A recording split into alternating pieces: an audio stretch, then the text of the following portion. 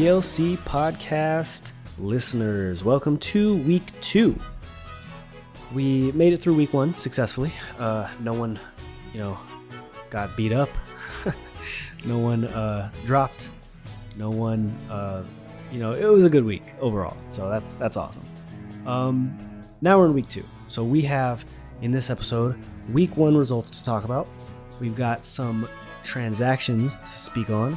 And we've got week 2 picks to make. We also have a new segment that happens at the tail end of the week 1 discussion, so that's cool. So make sure you're listening in for that. But yeah, you guys know the drill. This is the PLC podcast week 2. Jay and I hope you enjoy, and we will see you guys in the episode and catch you guys in chat.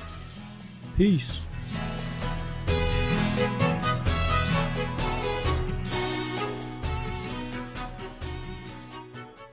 All right, what's going on, PLC?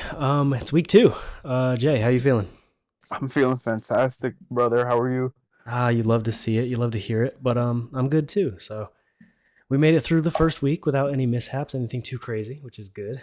And here we are for week 2. So for this episode, we're going to talk about week 1 and all the results, the picks, and all that good stuff. We have some notes for everybody, and we're going to introduce a new little segment. So we'll jump into that in just a few.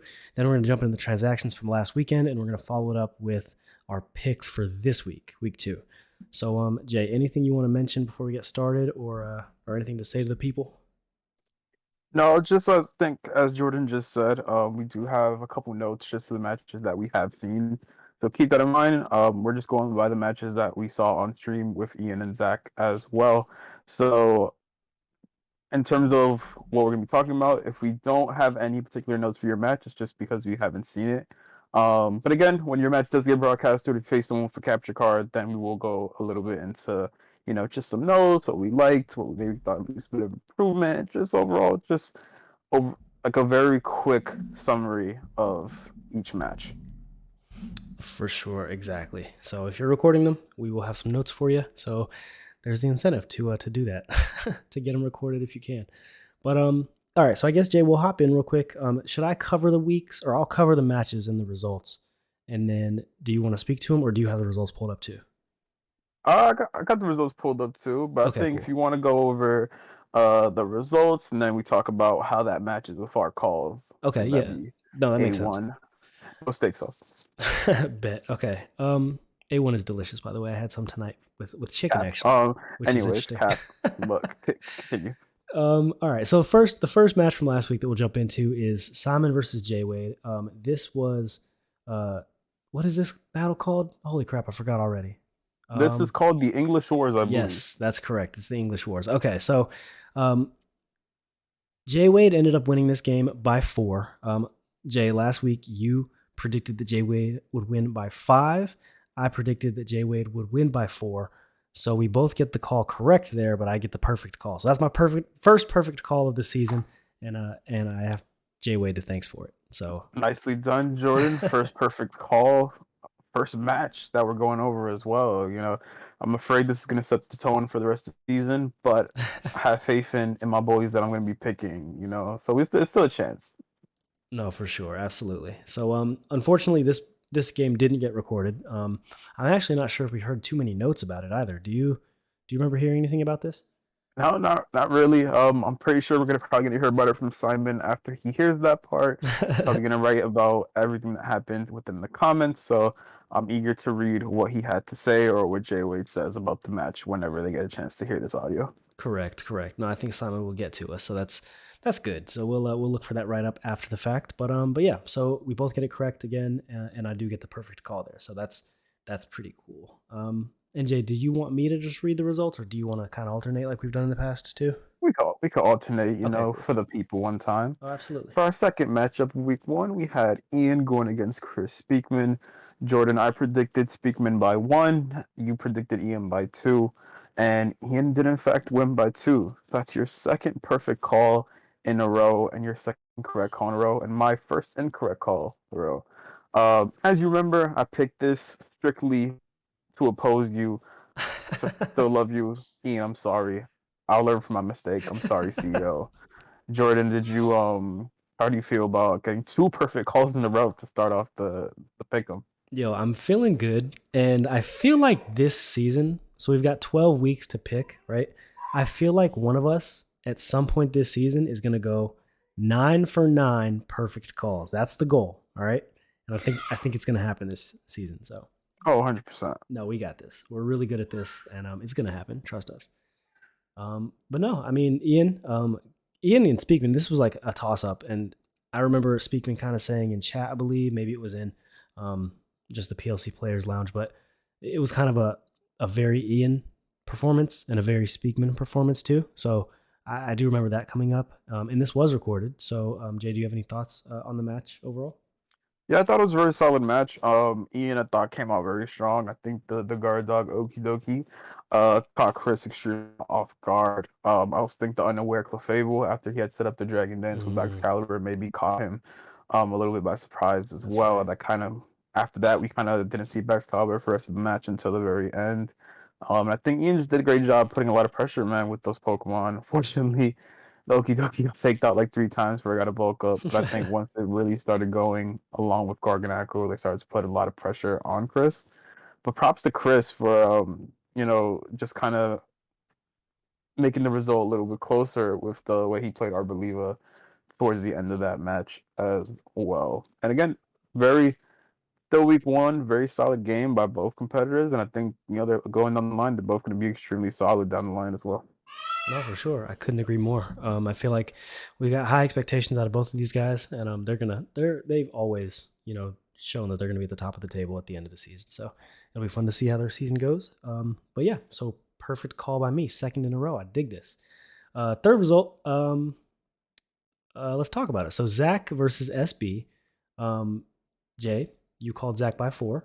I called Zach by 3. So we both Yes, sir. predicted the game correctly because Zach did indeed win the match, but he won by 4. So Jay, this is Yes, your sir. perfect call. Yes, sir. Shout out to Zach. He hit me right after the match and was like, "Bro, I came through for you."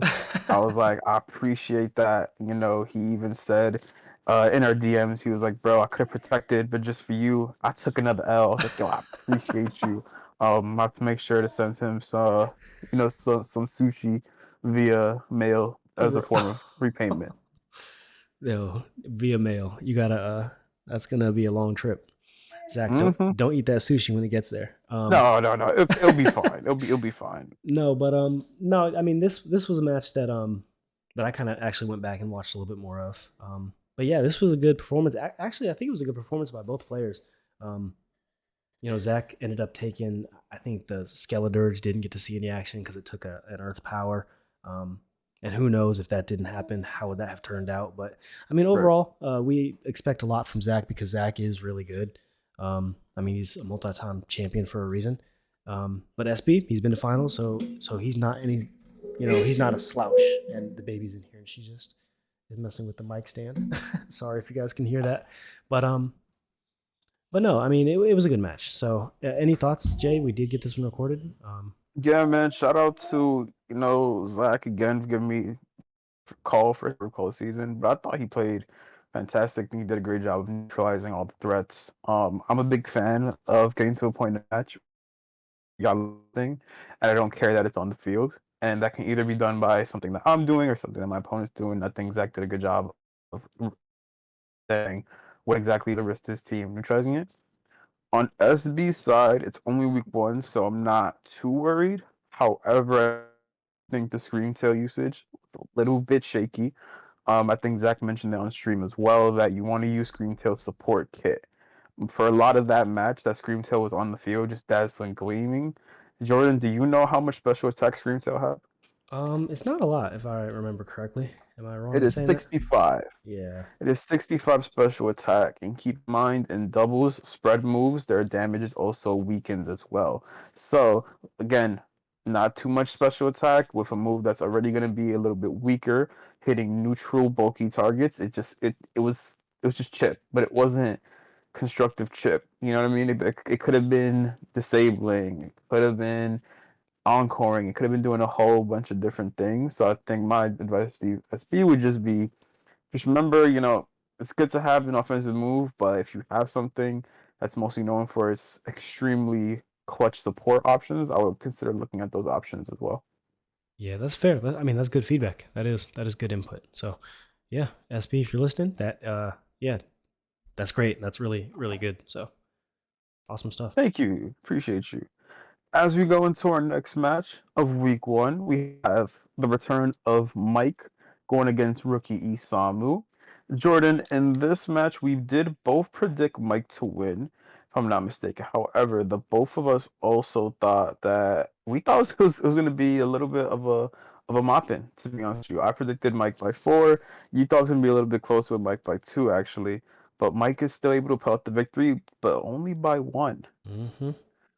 So props to Isamu because I think Mike spoke to some of the guys about it, and he just said that he got caught off guard, and once he saw what Isamu was really about, that's when he kind of realized, man, I can't not take him seriously. You know, he's not a slouch by far. He knows what he's doing. I think um, this is one I wish got reported just so we could have seen exactly what had happened in the match. We know brief details of it. But again, we can't really go by word of mouth until we see the actual video itself. Right, right. No, I think just kind of echoing everything you just said. Mike kind of said going into the match, he didn't know what to expect because we've never seen Isamu play. But he said like from the jump, turn one, he's kind of like that meme where the guy sits up in his chair. He said it was kind of that Yeah. action, and Mm-hmm. I mean, that's cool to hear because again, we've never seen Usamu play. We've kind of talked in chat about different things, and you kind of get a sense through conversation, through chat that he knows his way around a Pokemon battle, which is cool. But again, never seen him play 6v6 doubles, which is a different meta than you can just hop online and play. It's very different if you ask me. But it's cool to hear Mike singing nothing but praises after the fact. So yeah, Usama kept it close. Mike wins. We both get that correctly, but only by 1. So it'll be interesting to see how Isamu's season plays out, and Mike's too, as he's coming back to the PLC. So 100%. good stuff. All right, so Jay, this next battle was your match versus Justin. Mm-hmm. I mistakenly chose Justin by 1. Mm-hmm. And then you called yourself by 3. You did win this one. You actually won by 5, putting you in first, which is awesome. Congrats on that, by the way. But Thank yeah, you. Thank so we you. both get the thing correctly. But yeah, talk to us. It was your match. Yeah, man, it was a dope match. I wish I could have found my capture card. That's on me. I have to find that. I don't know where it's at, but that's why I was able to record it. But I thought it was a solid match. I thought I played the leads really well. I think I was able to keep Ninetales off the board for a minute, or at least threaten it while I was in the field.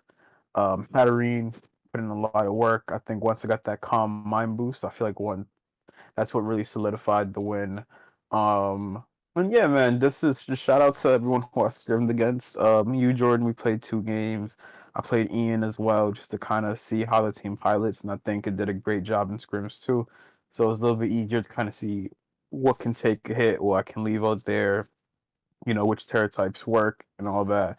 And yeah, man, and overall, I think it was a solid game. I think Justin has a great team, and I think again it's just a little bit of a road bump.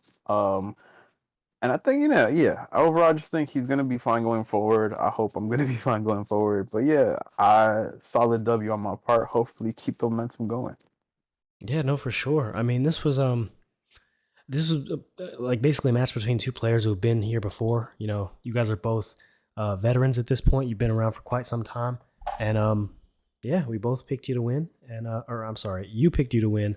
I did not. Okay, Yeah, I was yeah, about to I say, did not. and So and, slow down. and once we finish these results, we're actually gonna touch on that again because it's very important. But Fair, fair. No, you called yourself to win. I called this incorrect. So yes, yes, good stuff. Good on you. thank you, Um, thank you. all right, yeah. So next match. Is it on you now? Or you? I think Yes, it's on you, sir. right? Okay. We have a rematch of last year's finals. We have a Reese going against Brendan. Jordan, we both called a Reese to win. I called it by 3. You called it by 2. Reese does pick up the correct call for the both of us. However, it is by a 4-0 win margin. This was one of the recorded matches that we saw on the stream. Jordan, did you get a chance to see that match as well? I did, but I don't remember anything about it. Don't worry, that's I got you. So yeah, I think This was an interesting match. The reason why this was interesting is I just think there was I think Reese did a great job of setting up Hmm. with the Azuma rail. I thought the Scrafty usage was fantastic as the pivot.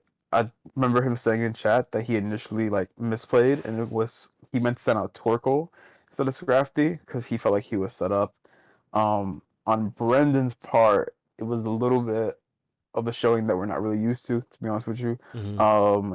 Considering how well he's been playing when it comes to just going back to last year, how well he played all throughout last year in playoffs, I think it was a strange one. I think the use of the belly bolt was questionable. Ian and Zach mentioned it on stream, and they're 100% right on that. That they weren't sure what exactly it was doing. You know, it was just there. The Toros also I think could have been used to a little bit greater effect. And overall, I just felt like maybe he just got caught off guard. He said he wasn't really expecting some things, and the kind of plan that he had going into the match once he saw the team composition kind of really shifted his mindset. But again, you know, that's just part of the game. Sometimes you just have to learn how to just adapt on the fly. And again, it's week one, so it's not the end of the world, but you don't really want to be taking those those those minus fours, those minus fives too early. Because again, even though it's just 2 points in the win loss record, that could affect standings going forward. As you know, now you have a bigger hole to climb up. Now you feel like there's more pressure on you to KO your opponents as the weeks go by. And yeah, but again, I think they're both going to be fine. Just a little bit of a questionable play from Bendon this time around, but again, it's only week one. And again, Reese is a Reese, so Reese is always going to have he's always going to have a plan. He's always going to put in work. So not too surprising, but it's still a long way to go. Right. No, as you were talking to, I do remember like the belly bolt going for, was it the belly bolt that was going for some sticky webs or something like that? I think I Yeah, do remember it. Yeah. I was going for the Electro. However, like Arisa's team was ideally Like a trick room Porygon team. 2, Yeah. Torkoal, you know what I mean? So that's exactly like the same thing he was doing him a bit of a favor because Right. that allowed for things like Porygon 2 to outspeed and Trick Room Ursaluna, for example. You know what I mean? Just it's just things like that. Right. Okay. No, that makes sense. And I do remember seeing some of that, but yeah, very good points. And I'll leave it at that because, again, my memory on the match is very limited. So, um, all right, the next match. So it's my match against Jay Grants. This was her PLC debut, and I called myself in this one by two. Jay, you rolled with your fellow Jay by two, but I did end up winning this one by four. So I get the Boo! correct call, and you missed that one unfortunately. Um, any thoughts on the match? Nah, I guess I'll allow you to touch on your prep and your thought process on the match. So I'll briefly just speak on what Jay how I felt Jay did. I think she did a good job.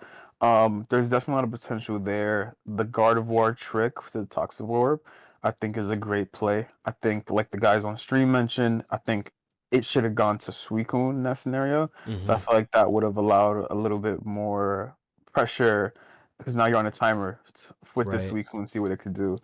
I liked using the Leafeon to set up Sun for the Roaring Moon as well. I thought that was a nice touch as well. There's definitely a lot of bright spots. My only thing, and I think again, Ian and Zach mentioned this heavily, and I can't stress this enough, is there's certain times when you want to set up, and there's certain times when you realize you have to hit. The scenario, I believe Jordan was your Suicune was already powered up. Roaring Mm-hmm. Moon was out, just got the booster energy, just Terra flying. I'm assuming acrobatics into the Suicune. Instead, went for the Dragon Dance, Mm-hmm. which most of the time, not a bad play. However, in this scenario, when you have up almost was it plus two, plus three, boosted up Suicune at this point, you kind of have to start realizing that this is the major threat that's holding you apart from that win. So I think again, a lot to like. Just remember, Jay, can't let these Pokemon get to in your face. If it happens, it happens. It happens to everybody. But just remember, that's when kind of the priority levels change. Have to get that Suicune off the field next time. But overall, I think for her first performance, I thought it was okay. Yeah, no, I agree. I think it was too. My plan going into the match, I kind of knew either was going to work. or it was going to fail miserably because you put all your eggs in the Suicune basket, and then Suicune goes down turn 1, turn 2, gets a toxic orb switched onto it, something like that, and you're pretty much screwed. You know what I mean? So I was like, all right, this isn't the best game plan, but it's what I got. It's going to work, or it's going to fail miserably. And luckily for me, it worked. But I agree, like a toxic orb onto Suicune blows the whole game plan up. Even like I think I mentioned it in my commentary where I was like, yo, if she tricks my leftovers off, this is gonna be a different game. Um, but luckily it kind of worked out. So again, we both not we both. I'm sorry, I got the call there. Jay, you missed that unfortunately, but yeah, I ended up getting my first win of the season, so I like that. So fun stuff. Nicely done. Nicely done. Okay, I see you. Next up, we have Dan going against Ty. Jordan, I predicted Ty by 2. You predicted Dan by 2. And Dan did indeed come out with the win by 2. So again, that Hey, is your third perfect call of the week. Congrats to you. Not really though. But like again, this is just is a matchup between two people who are longtime vets. Um, Fortunately, this one wasn't recorded either, so we weren't able to see what exactly had happened. But I felt like me and you last week, we were kind of like this one was a toss up as well. We know Ty has his moments. We know Dan comes out the gate very strong, so it had the potential to go either way. Um, but third perfect call for you. Good stuff. Good stuff. yes, sir. No, I'm on my I'm on my game this year. I'm gonna get these calls. I'm gonna get 12, no, 9 perfect calls at some point in this 12-week season. It's going to happen. Um, and we're starting off week 1 with 3, which is pretty cool. So, yeah. But Dan, Ty, we don't really have. I actually don't know much of anything that happened in the game. I'm sure there was some mention of it in chat at some point, but I think I just may have missed it. But Dan does come out with a win. So props to Dan. Good stuff. And the last week, or the last battle of the week, is also one that was not recorded, but it's Brian versus Evan. Jay, you called Brian by 4. I called Brian by 5. Brian does win, so we do get the call correctly, but he won by 2. So Evan, it sounds like played pretty well. Yeah, man. I think what initially threw a lot of people off was the team comp when we first saw the team preview. I heard that he had went to some of the PLC veterans, asked for a little bit of advice as to what the team should be.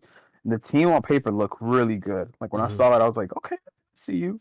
And again, it sounds like in the match, from what I've been hearing, is he had a great chance to win. He felt like he maybe misplayed, which ended up giving Brian the win.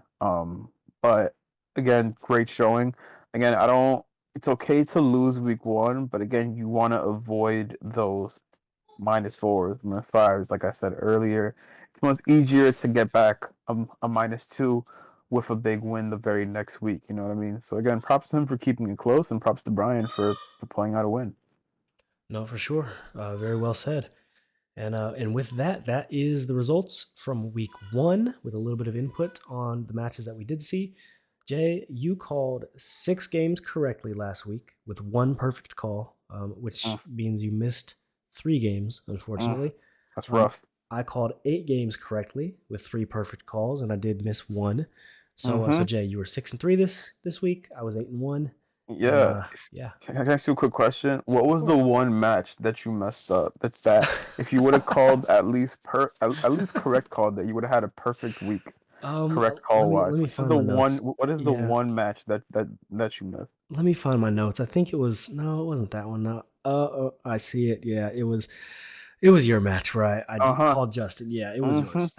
Wow. See, if you had believed in me from the start, you would have had a perfect week. But You're right. and Oh my and gosh. you knew I was gonna win, but for some reason you decided to piss me off.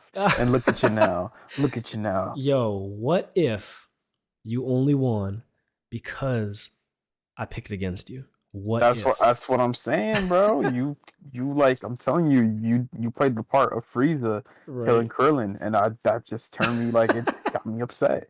It turned me up a little bit. I was like, you know what? Say less. Yo, Nike, you did win by 5. So yo, you were That's, charged up. yeah, man. I was charged up. Number one seed for hopefully more than a week, but we'll see. We'll see how it goes. We'll see how it No, I goes. dig it. I dig it. That's funny. All right. So Jay, last thing we want to do when talking about last week, this is a new segment. This is the play of the week. So why don't you go ahead and explain what the play of the week is, how we're going to present it, and then you go ahead. I'll let you do the honors of Yes, pointing out the sir. play of the week from last week. Ladies and gentlemen, welcome to the play of the week. As Jordan said, this is a new segment we're introducing. Even though it is play of the week, we are also going to highlight how some Pokemon were played as well. Correct. What that Yes. means is, for example, let's say those Pokemon that had a standout game, standout performance. It was on the field for a long time. It was doing a lot of work, caught a lot of KOs. Shifted the momentum of the match, things in that nature. We're going to highlight how that Pokemon was played, or and as well as if there is a play, like let's say someone completely crazy terror type, really nice targeting, just things like that. A setup that would eventually lead to a sweep, just things like that. Some of the things that we're going to be covering in this segment, and this is something that we're only going to be giving luxury to for the matches is because we get to see them. We get to see what the player is thinking. We get to see everything from that point of view. We also could see the opposition, who they're facing that week as well. So again, this is only going to be for the matches that are recorded going forward. Correct. Yeah, that's basically it. That is the description of the play of the week. And again, I guess play of the week is a little bit, simplified version of what it is, but you guys get the idea. We're looking for stellar play, we're looking for stellar Pokemon, we're looking for just something that stands out, kind of like a standout performance. So, Exactly. yeah, And and oh, go ahead, Jay. Sorry, I'm gonna cut and you off. and then just as Jordan just hit the nail right on the head. But again, the way it's gonna work is Jordan is gonna speak about what he thought and what he liked. I'm gonna speak about what I thought, what I liked, and then from there we are gonna award an overall winner for the week as well. Correctamundo. And okay, so this week, Jay and I had a little bit of discourse going. Jay pointed some things out, and I said, "Yo, I kind of do remember that. I do like that." And I'm not going to lie to you, I did kind of rely on Jay a little bit this week. But going forward, I will try to present my own play of the week. But I think this week, what we've decided to do is, Jay, correct me if I'm wrong, but we liked Chicky Nuggies. We liked Zach's Moltres this week. Chicky Nuggies, that Chicky pink Nuggies.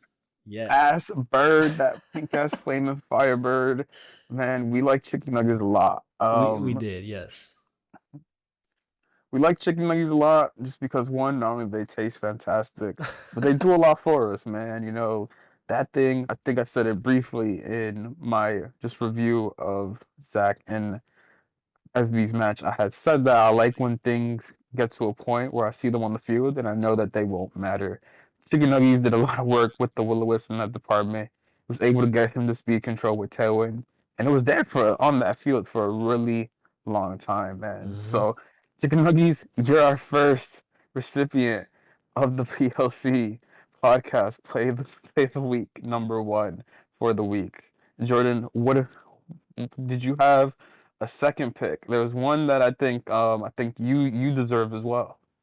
Oh, okay, well, yeah. I'm not gonna toot my own horn. Jay actually did present this as a candidate, and I was like, I like it. I do like it, so we'll kind of speak to it really quickly. I guess this is like an honorable mention, but Suicune. So Jay mentioned that Suicune may deserve a little bit of consideration for play of the week because it did work. It came in. I think I accidentally set up a third Calm Mind. I don't think I needed that. I didn't intend to. I thought I was getting to +2 when I did get to +3, but yeah, it put in work. So I got to +3.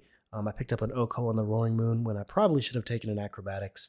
But it did get behind screens. It tanked a few special attacks from the Inteleon. It tanked a few. What else did it take hits from? I think it had full HP for quite a bit of the match. But yeah. So Jay mentioned that as an honorable mention, and I was like, I like the idea. But looking back at Zach's match, I was like, I think I do like Chicky Nuggies a little better. Um, it may be because of the shininess of the whole aesthetic of the It's a nickname. it's a That could very have been it. manly color. Very manly color. It's a very interesting color. It looks like raw, like chicken nugget meat. It's gross. I'm not a huge fan Yeah, yeah. of the Just combination of things going for it. But hey, you know just what? That's overall, just like it's a very salmonella like shiny. You know what I mean? Like it's okay to just say that. and then the It's name, yeah. Pepto Bismol. It looks like Pepto Bismol because that's what you're gonna need after you eat it. You know what I mean? Exactly, exactly. Yeah, I wouldn't mess with that.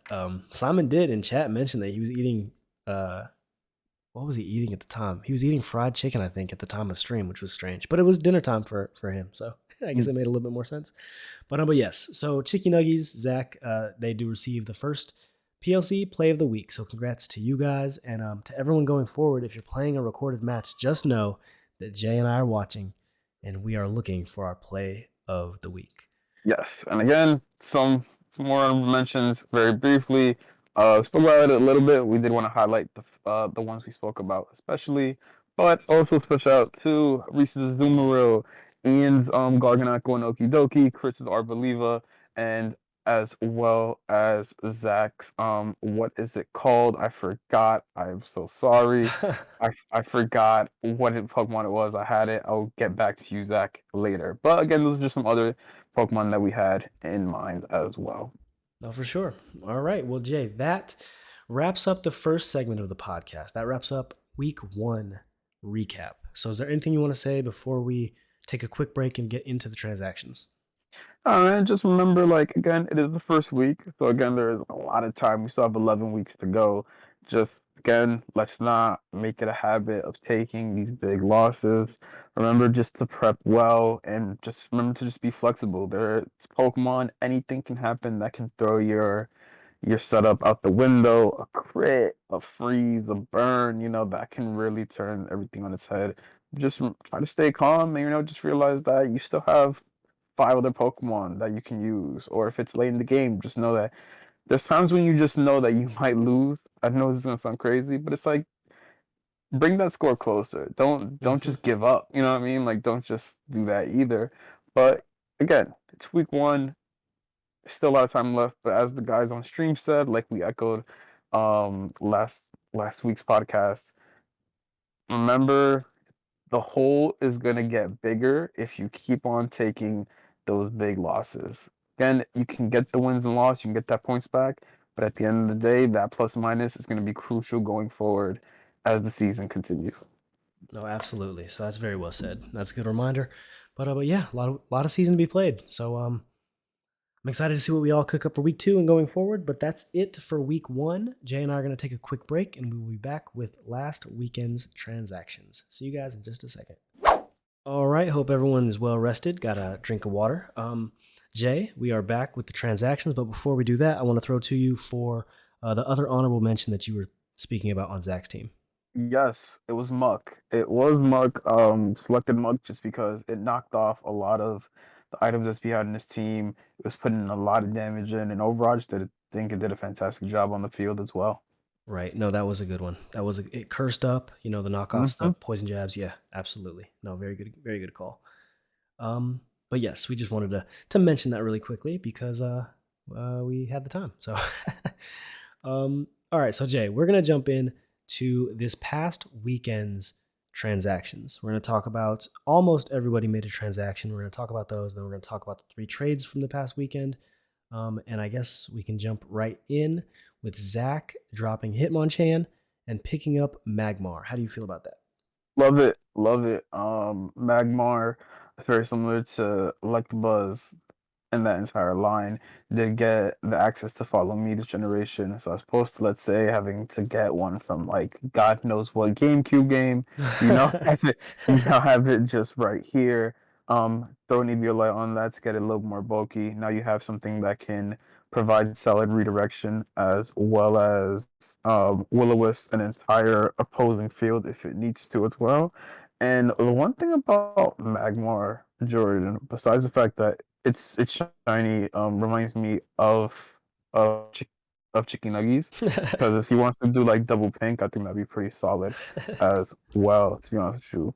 But Magmar, like it's no slouch, man. Like it has a decent, 400, not 400, 100 special attack.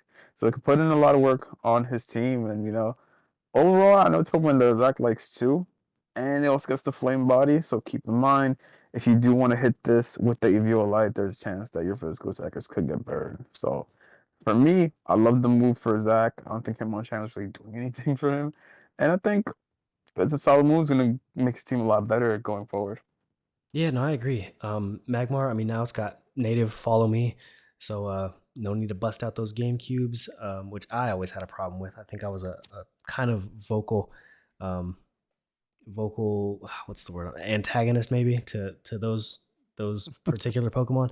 But now it's Yeah, native, so it's got follow me. It's got the flame body, so you just got to stay alert. It can burn you with Will O Wisp. It's a good mon, so um, very good pickup for him. So in Hitmonchan, like you said, it's frail. It's not really doing much. So picking up Magmar, a very good support tool in place of right. Hitmonchan, spectacular. Love the transaction. Very, very solid indeed. Next up, we have my move. I dropped my boy Toxicroak, but I did pick up Dusclops in this week one wire window, 1.5, excuse me. Jordan, how'd you feel like your boy did with Um, this poop? yeah, on a scale of 1 to 100, Mm-hmm. 1 being I hate the transaction, 100 being I love Whoa. the transaction, I think this Okay. transaction gets like a 458 because Oh, good Dusclops, spot. Jade, this is spectacular. Dusclops, I think I mentioned it last week when I was referring to every Trick Room setter as like a premier Trick Room setter. um, but Dusclops really is a premier Trick Room setter. And it's just, I mean, you have to respect it. You can't one shot it. So just that's off the table. So if it wants to get Trick Room, it's going to get Trick Room set up, right? It's just a really good Pokemon. Toxicroak, it's kind of like Hitmonchan in the sense that it's on the field. It's kind of frail. It can do some things, sure. Sucker Punch. I think it works well with the Pelipper. I think it's got Dry Skin. So I mean, it's a good Yeah, Pokemon. But Dusclops is a better Pokemon. So again, this is a great move for you. It's a great move for your team. You can already go fast with Pelipper, with Tailwind, with Regieleki. You can already do that. But now um, you have Hatterene and you have Dusclops. They've set Trick Room in very different ways. Um, yeah. so I love it. Let me take a step back real quick. Not very different ways, but in different ways. So the general idea is you're still getting Trick Room up at the end of the day, so it can't be very different. But they are like, are you going to bring Taunt? Because you can taunt a Dusclops. You can't taunt a Hatterene, right? You can try Right. to knock one of them off, but you can potentially knock off Hatterene a little bit more successfully than a Dusclops, but you're still not getting that KO. So I mean, they're both really good Pokemon, and now that you have options, it's like, all right, what do I want to prepare for? Because they both do different things as well. So I love the move for you. Absolutely love it. Thank you. Thank you. And yeah, again, Love Tug Croak goes really well with the dry skin, but I think not only do I already have another poison fighting type in Sneasler, I just felt like I just wanted to add a little bit to my Tripping Court as well. So just Jordan hit the nail right on the head. Wow. No, for sure. So the next move is Brendan dropping Dusclops for Slowking, the OG Mm, version. Now I'm torn because I okay. just sung the praises of Dusclops and OG Slowking. I feel like it can. I mean, you do have the Trick Room option, um, but I just feel like it's not as solid of a Pokemon as Dusclops is. Now, I guess you can Mm, do different things because Dusclops, you're not really going to get any offense out of it. So there's that. Um, but I mean, Slowking, I'm looking now, its special attack is 100, which is solid, right? It's good. But it's still not going to do like, you're not going to rely on it for damage output. I think it's still kind of being used as a trick room setter. So unless Brendan has like a different plan for it, then I don't necessarily like the move as much because again, I really like Dusclops and the Slow King, not as high on it. But not to say it's a bad Pokemon. And again, if Brendan has a plan, that's awesome. But just not the biggest fan of the transaction for that reason. mm. I mean, I see it. Uh, three. It's a little bit of question mark at first. I don't really want to go into what I think he might be using him for because I kind of don't want to like blow up his spot. For sure. But there is potential to maybe get some more synergy with that move. With another Pokemon on his team. Won't say which one, but again, I think it's another bulky body to a solid trick trick room for. But again, if we wanted bulk, we would have just stood with Dusclops. You know what I mean at that point. But you know, man, I think this is one of those moves where it's a little bit weird because then you see the amount of psychic types that Brendan has, and it just makes you kind of wonder, like, did you like, maybe you could have got something else in that spot. You're adding another water psychic type. It's cool that he has both Bro and King on the same team. Yeah, I did see that. But Yeah. um, I don't know. It's one of those moves where it's like you scratch your head, um, and I think you just wait to see how it plays out, just Mhm. because you're not really sure about it. So me, I'm still not too sure about the move. I'd like the move because I got dust clops. To be honest with you. But again, it's a little bit of a head scratcher. But again, there's still a lot of weeks to see how Brendan utilizes this slow king, and I think he definitely has a plan for it that we're not seeing just yet. So yeah, man, do you think, Brendan? Do you think? No, for sure. Jay, I'm not gonna lie. I can't remember how we're doing. Am I introducing and throwing to you? I think. Why don't we try this? You know what? You know what it is. I just had I had like a plate of chicken nuggets. They were pink, and I've kind of just been a little off ever since. But I'll do this one, Jordan. I Yeah, got let's you. let's you tackle one and I'll throw little thoughts and then I'll tackle the I'm next and telling you you, throw. bro. Yeah. The first it was the pink fire with the Magmar, and then I'm like my stomach is feeling crazy right now, bro. I'm not gonna lie to you. Yo, wait, hold on real fast. I just have to say, yesterday during the Super Bowl, I was all hyped. I was like, wings, pizza. Bro, my stomach was torn I'm up. saying, I don't know bro. what it was, dude. It was the This is, worst. this is what happens when you let Moltres put in work, bro. It's crazy. Next up, we have Ty dropping Bruxish, picking up Miss Maggie If. How do you feel about the move, Jordan? um, nah, I'm As not a as fan. the number one Bruxish fan, Right, for real. right? As the president of the Bruxis enthusiast fan club. Right. No. Bruxish, season 4, maybe 3, 4, can't remember that. It used to give me fits. Because you can't use priority. Its ability is really good. So that's why I don't necessarily like the move. Because Bruxish's ability, it ruins game plans, right? You can't prep for Ty's team when he has a Bruxish saying, okay, I can just Aqua Jet here. I can just, Rillaboom's Grassy Glide there. I Right. can't fake out here. I can't do this. That you can't do those things because Bruxish, I hate the name too, but Bruxish prevents that from happening just by being on the field. So you have to plan accordingly, right? Miss Magius doesn't really give you the same utility. So for that reason, I feel like Bruxish is a little bit more valuable than Miss Magius. But I did look at the Pokemon. I looked at Miss Magius yesterday because I was like, okay, why would he do that? What's he cooking up? And I just don't. I mean, I don't necessarily see it. Now, again, Ty, he did pick up the Pokemon for a reason, so he's clearly got a plan for it. But I think that Bruxish is a little bit more useful as a Pokemon um, in our meta specifically. But Right. how do you feel?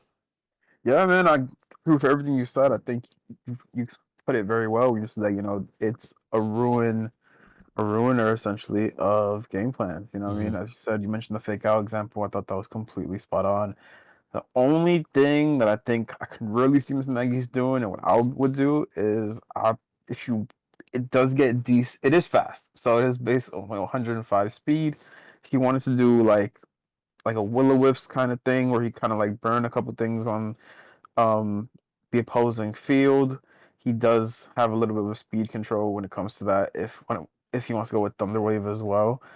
Also, if he wants to do like those moves, throwing Hex in there, Miss Mm-hmm. Magius has okay special attack. I think that could be something that would be cool to see on the line.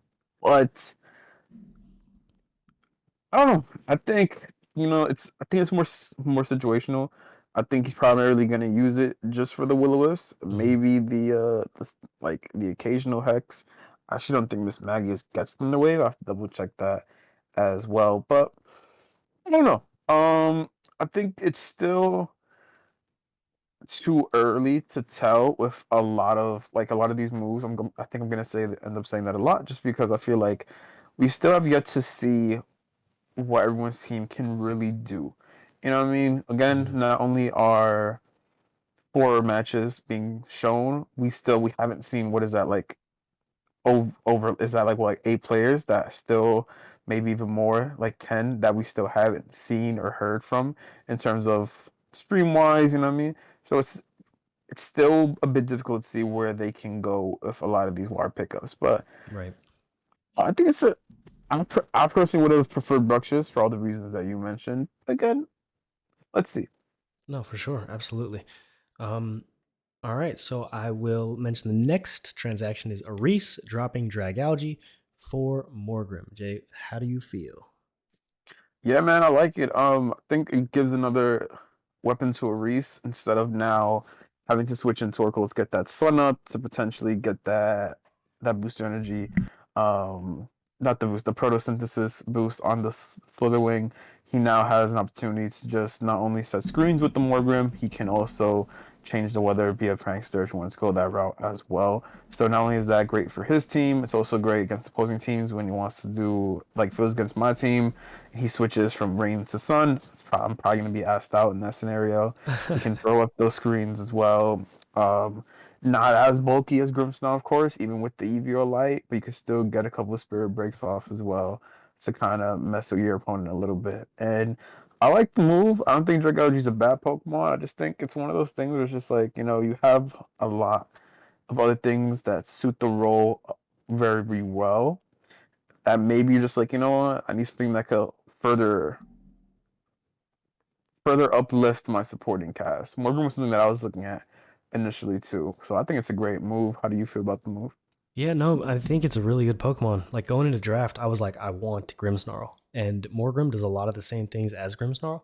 So, for that reason, I mean, it's a really, really good pick. It's a really good utility Pokemon, and again, Dragalge is not. I liked it more in the Sword and Shield era because you had like the Max Poison, which also boosted its Yeah. special attack and blah blah blah, Hmm. all those good things that went along with Dynamax. Now, granted, it can still be dangerous, but I just feel like it's not. It's got to have like I don't know. It's a very niche Pokemon. Like it's not just something you could slap on a team and it's just gonna shine. So for that Right. reason, I think Morgrim kind of is that Pokemon. So Hmm. I like Morgrim for his team. So really good pickup by him. Good stuff. Next up, we have Brian dropping Kanto Sand Slash and picking up Florges. Jordan, how do you like this move for our sand monopoly owner, Brian? Right.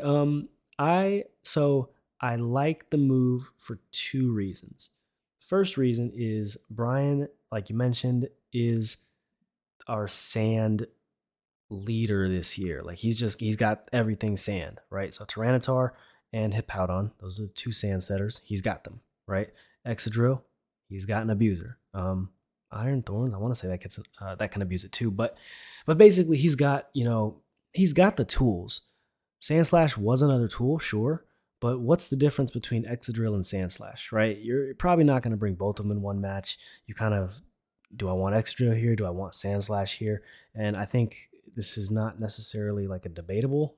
I guess it technically is, but a lot of people would say that Excadrill is the better abuser of sand. So he drops the less powerful, less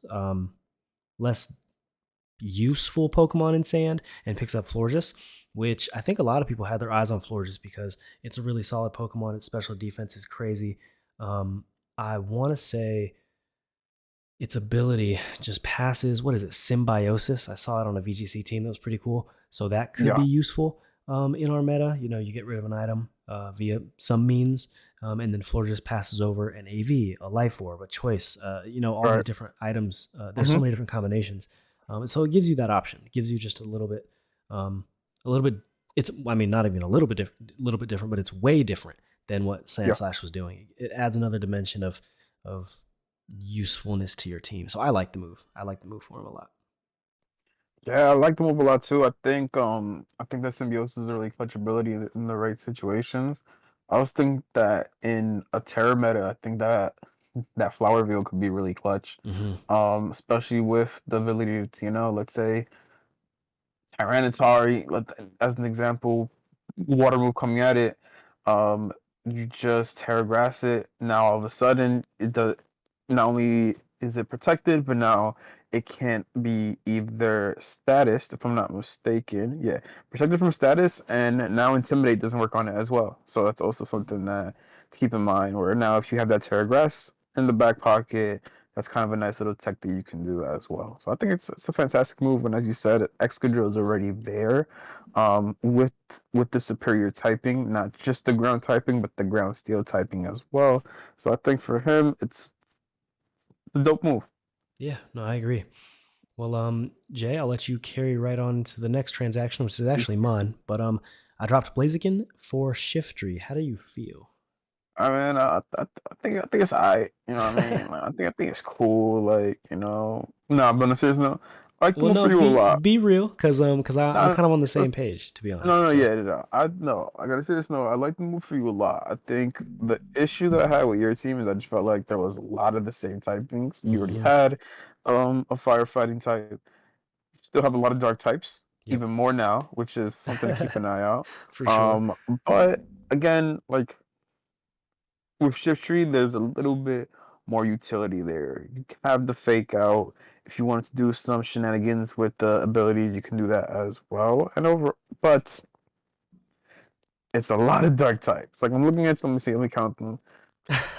Four, five dark types. Yeah. You know what I mean? Which is it's a little much. You know what I mean? But I do think I like Shift Tree more on your team than I like Blaziken. However, Jordan, I will say out of all those dark types that you have, I think Shift Tree probably gonna be the one you're gonna rotate out the most hmm if it doesn't work. Yeah. In my opinion, of course. But what were your reasonings behind the move? Well, I mean, that's a good point because looking at my team, like, okay, so a couple thoughts.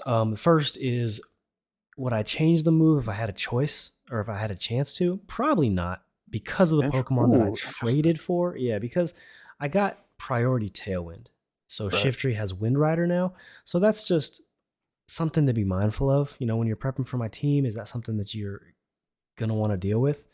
Um, and you kind of have to have a plan for that. So I mean, maybe it's not even really that dominant of a combination of Pokemon. So that's why I'm kind of like a little hesitant on the move. But you know, looking back, it's like, oh, I picked it up because I was like, oh, okay, this is cool. I've got this tech I can run now. But then when I picked it up, I was like, I do have a lot of dark types. Like Yeah. that's a lot. So If you yeah. want to be a real one, you can also do like the pickpocket Shift Tree as as well. You know what I mean? If you wanna do a little something with that. Well, no, But it's got tools, yeah, for sure. that's what I'm saying. You can set up some yourself. You know what I mean? Do some shenanigans with that Right. chlorophyll too as Right, well. right. No, I mean it's got. I could also like kind of. It's got fake out, so you kind of have that threat up front. You know what I mean? Hmm. If you don't run the Wind Rider, but overall, I still like the Pokemon because it's got like real. It's got a lot of type coverage. It's got fake out. It does have the +1 attack if I do set up Tailwind, which is cool. But wait till you guys see this Terra Dark Suicune that I'm cooking up. It's gonna be fire. Oh Lord, save us all, man, But save us yeah, all. that's my thoughts on the move. Um, Next up, we have our boy Dan dropping a Alolan Golem for Electabuzz. Um, Jordan, how'd you feel about this move? Because I liked it. I liked it a lot. yeah, no, I do too. So for the same reason that Zach drops Hitmonchan for Magmar, Dan drops the Golem, which I feel like you can galvanize explosion type thing and do some huge damage with Golem, but that's kind of what Golem's there for. It's not really a Pokemon that you it's not going to stay on the field and kind of disrupt the opponent's plans, which Yo. Electabuzz can do because now you Hmm. have access to native Follow Me. You don't have to boot up that GameCube and do your thing, getting the Pokemon, or boot up your computer and do your thing, which again I was a very vocal antagonist against. Hmm. But now it's native. It's just in the game. It's got Follow Me. I think you can run static Electabuzz, Yes, and you sir. follow me. Pokemon attacks into you. Now they're paralyzed potentially. So for that reason, it's a very disruptive Pokemon. I think it actually has like a pretty like diverse move pool too. So you can Ice Punch, you can Fire Punch. I think things like that. But I like the move for Dan. It's again a disruptive Pokemon that you kind of have to plan around when you're prepping for his team. Yes, sir. And again, disruptive. A lot of things I said about Magmar, as Jordan said, can also be applied to Selectables as well. Um, just again, what I always like about that kind of line is that they always swap their special attacks with their attacks. So Mm-hmm. Magmar is more of the special attacking one, and then Electabuzz is more the physical attacking ones if you want to get in there as well. Gotcha. Yeah, for sure. So Isamu drops a Alolan Sand Slash, picks up Weavile. Jay, how do you feel about that? I just move a lot, man. One thing I forgot that Weavile, I didn't even notice Weavile was on the wire, to be honest with you. Like that's how much I wasn't paying attention, but it's something that I would have wanted. Um, just to match like the Sneasler with the Weavile. If I had to make a move, I think it's still gonna go like with the Weavile as well. But I like it, man. I think I look at Isamu's team. I think what initially stood out to me is that he doesn't have any speed on his team. If you look at it right now, the only thing that's kind of fast is pretty much just the Halucha. But even with Halucha, it's an okay speed tier. You still want to get the unburden boost on it before you like do anything with it. You know what I mean? Whether it just be through the seed items or with like if it gets like if you want to close combat wider, you want that unburden boost at some point because it's Mhm. not the fastest thing. We've also definitely upgrade in the speed department. It does get fake out. The only thing that I don't like about Weavile, and this is just like a Game Freak thing, is I still think they took away knockoff from it, which really hurts. Like Hex still has triple axle, still has ice shard, but I think knockoff, like losing knockoff, really hurt it a lot. And I think that kind of really hurts its like utility, and I think that's why we saw like a lot of things kind of go before. Why it wasn't before, it would be like almost like a top like assist at max for 7 round pick if it was on like the draft format. Now it's something that we see a week 2 wire pickup late in the day. But Yeah. I think it's still a great Pokemon. You know what I mean? I think for Isamu, I think it's a great move for him because he just adds a lot more speed and something that just hits hard because the Weavile hits really hard, and I think you can tear it to get rid of that force of his weakness to fighting, which is a very common type as well. So I'm eager to see what he does with it as this season goes on. How'd you feel about this move, Jordan? Yeah, I mean, I like it too because a lowland sand slash is kind of like a if you have the support for it, sure, but in this case, he didn't have the support for it in the sense that he doesn't have the weather, just the native weather to just get up and be fast. So kind of dropping that makes perfect sense. Picking up Weavile, Weavile is fast. It's a fast fake out. It's got ice. Its attack is crazy high as well, so it's fast. It hits hard. It's a glass cannon, like literally, it's glass. It's a glass cannon, and it's gonna come in. It's gonna hit really hard, and then it's gonna go away. But if you can, position it properly, it can pick up some KOs. So that's what you need to do ultimately at the end of the day. So I like to pick up for him, and I feel like um, it's a great mon. So this is an awesome. It's better than a lowland sand slash. A lowland Mm-hmm. sand slash is on his team. By So far. yeah, definitely a solid pickup. Mhm. Next up, we have SB dropping Rampardo and then picking up my newly dropped Toxicroak. Toxicroak finds itself on the team immediately after I left it. Props to him. He got the 10-day with SV. I'm very proud of him for that. Jordan, how'd you feel about the move? Well, I mean, to be honest, I feel like if it stays on a 10-day contract, that's fair. Because Toxicroak is like you dropped it, right? Because it's there, it's not really gonna do, you know, too much damage. It's not really gonna do. I don't think it's that fast, but I'm actually gonna pull up its stats really quickly because it's Weavile is a fast fake out mon, right? Yeah, Toxicroak, I don't believe is in that same category. No, it's base speed unfortunately 85. not. Yeah, its Yeah, attack is 106. So it's like, and then its defenses are nothing to really shout out either. So it's just, I mean, I guess it can be a good Pokemon. Now, what I'm thinking is like, do you want to set up rain with it? Because do you want to take advantage of the dry skin? Like maybe, but I don't necessarily like that strategy. Maybe if you have native rain, sure. If you just send out a Pelipper and you get the rain up, that's solid. That's an option. But I mean, I don't know. I'm not the biggest Toxicroak fan. It's not that I whoa, don't like whoa, slow down, pumps whoa, brakes. It's not that I don't like Toxicroak, but I just feel like there was other things on the wire that he could have used whoa. more effectively. Let's So listen, bro. Hold on, listen. You've never won a game with wide lens dynamic punch Toxicroak, which to me is crazy about you. But that's a it gets fake very out. Like, true, again, true. Yeah. the only reason why I dropped it is because I felt like Sneasler does everything Toxicroak does, but a lot better. Faster, hits harder. Dire Claw is it's a really stupid move, to be honest with you, but it's actually like, I don't know if you my thing is, have you ever seen the second Avengers? Age of Ultron? Yeah. Do you remember when Tony Stark is fighting the Hulk and the Hulk Buster? Hmm.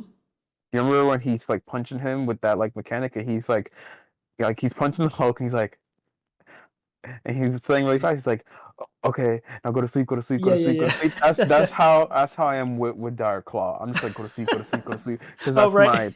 that's that's my hope. But That's funny.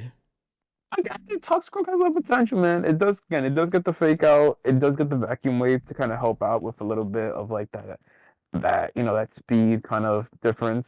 Again, is it like I like it. I like the move for him just because I think the problem with Rampardos is that I just think Rampardos is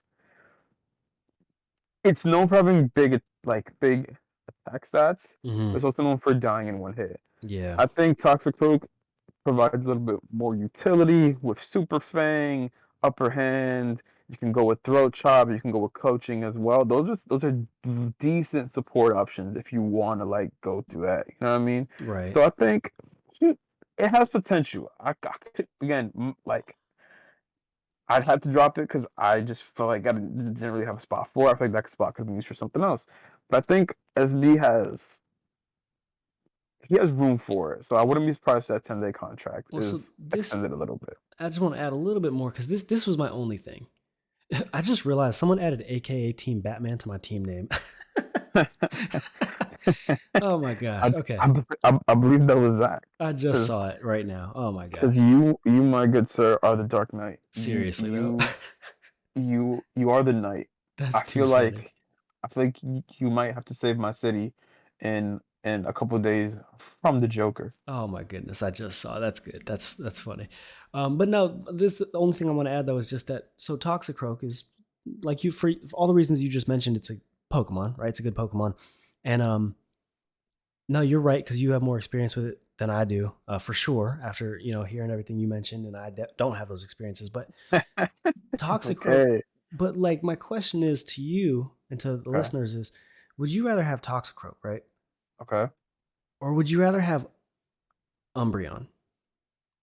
I would rather have Umbreon personally. I it but that It's a dark type. That's it funny, but but that's what I'm saying. I'm yeah, like that's your thing. You know, you're the dark type guy. right. Um, But then it like but that's the Toxicroak thing. But versus that also depends Fletchinder, on that depends on the scenario as right, well. You know what I mean? right, Because again, a Toxicroak will knock an Umbreon right out. You know fair, what I mean?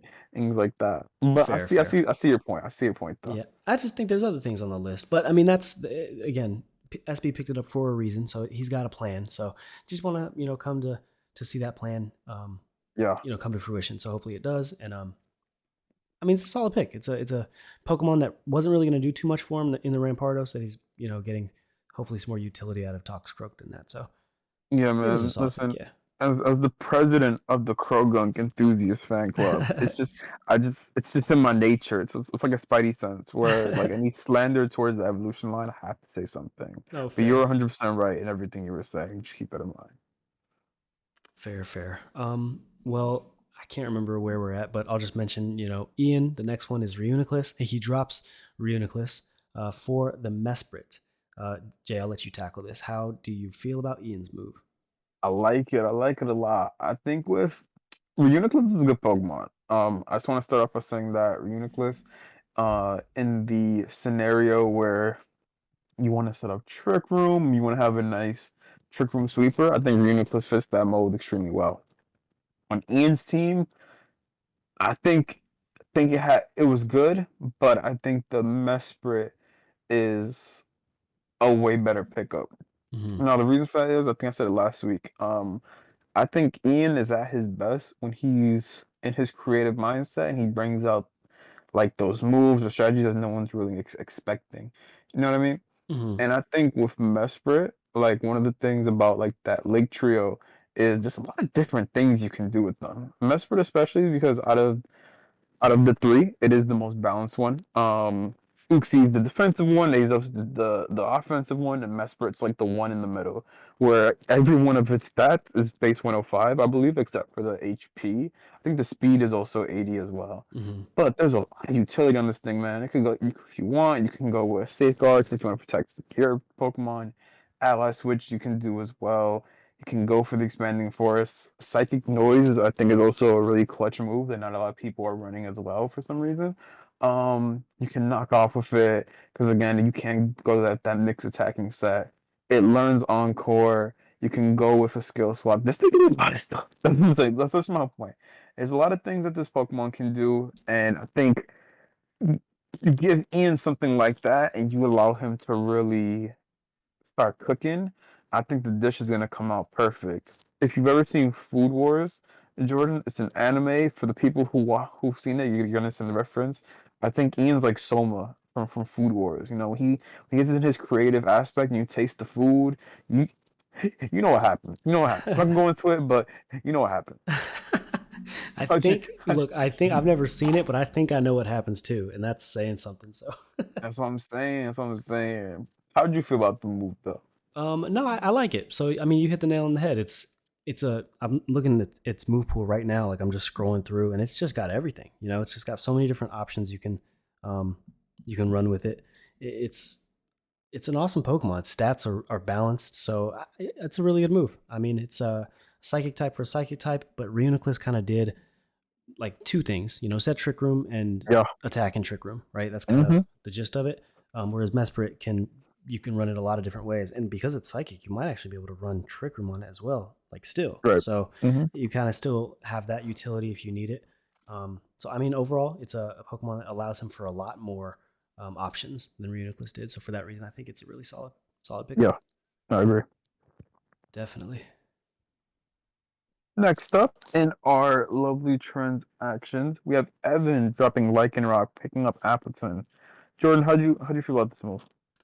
So I think that Evan was taking a little bit of crap for this in chat, if I remember correctly. Mm, But I actually like the move because mm. Appleton is a tanky Pokemon. Yes, it does have a 4 times weakness to ice, but yes, we are playing in Scarlet and Violet where you can change your type. You know what I mean? So who's to say he doesn't go Terra Fighting?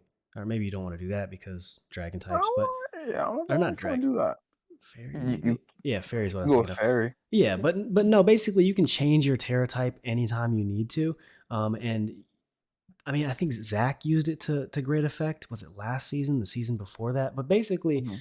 it's a tanky Pokemon. I think its ability can even make it tankier. I don't remember what the name of it is right now, but I think it's a pretty solid pickup. I'm not sure if it has the greatest like move pool, so it might suffer from it's got Dragon types, Grass type moves, but that's about it. I can't remember if that's the case or not, but Hmm. I feel like in our meta, you come to realize that the Pokemon that go down in one turn aren't as useful as the Pokemon that can stick around for 3, 4, 5 turns. That's in my Right. experience. Now, Hmm. your experience may be different, Jay. Your experience may be different, listeners. But in my experience, I feel like the Pokemon that are tankier do better in our 6v6 doubles format. So Right. I like it. I actually do like the move because Appleton is a tank and it's a solid Pokemon overall outside of the 4 times weakness to ice.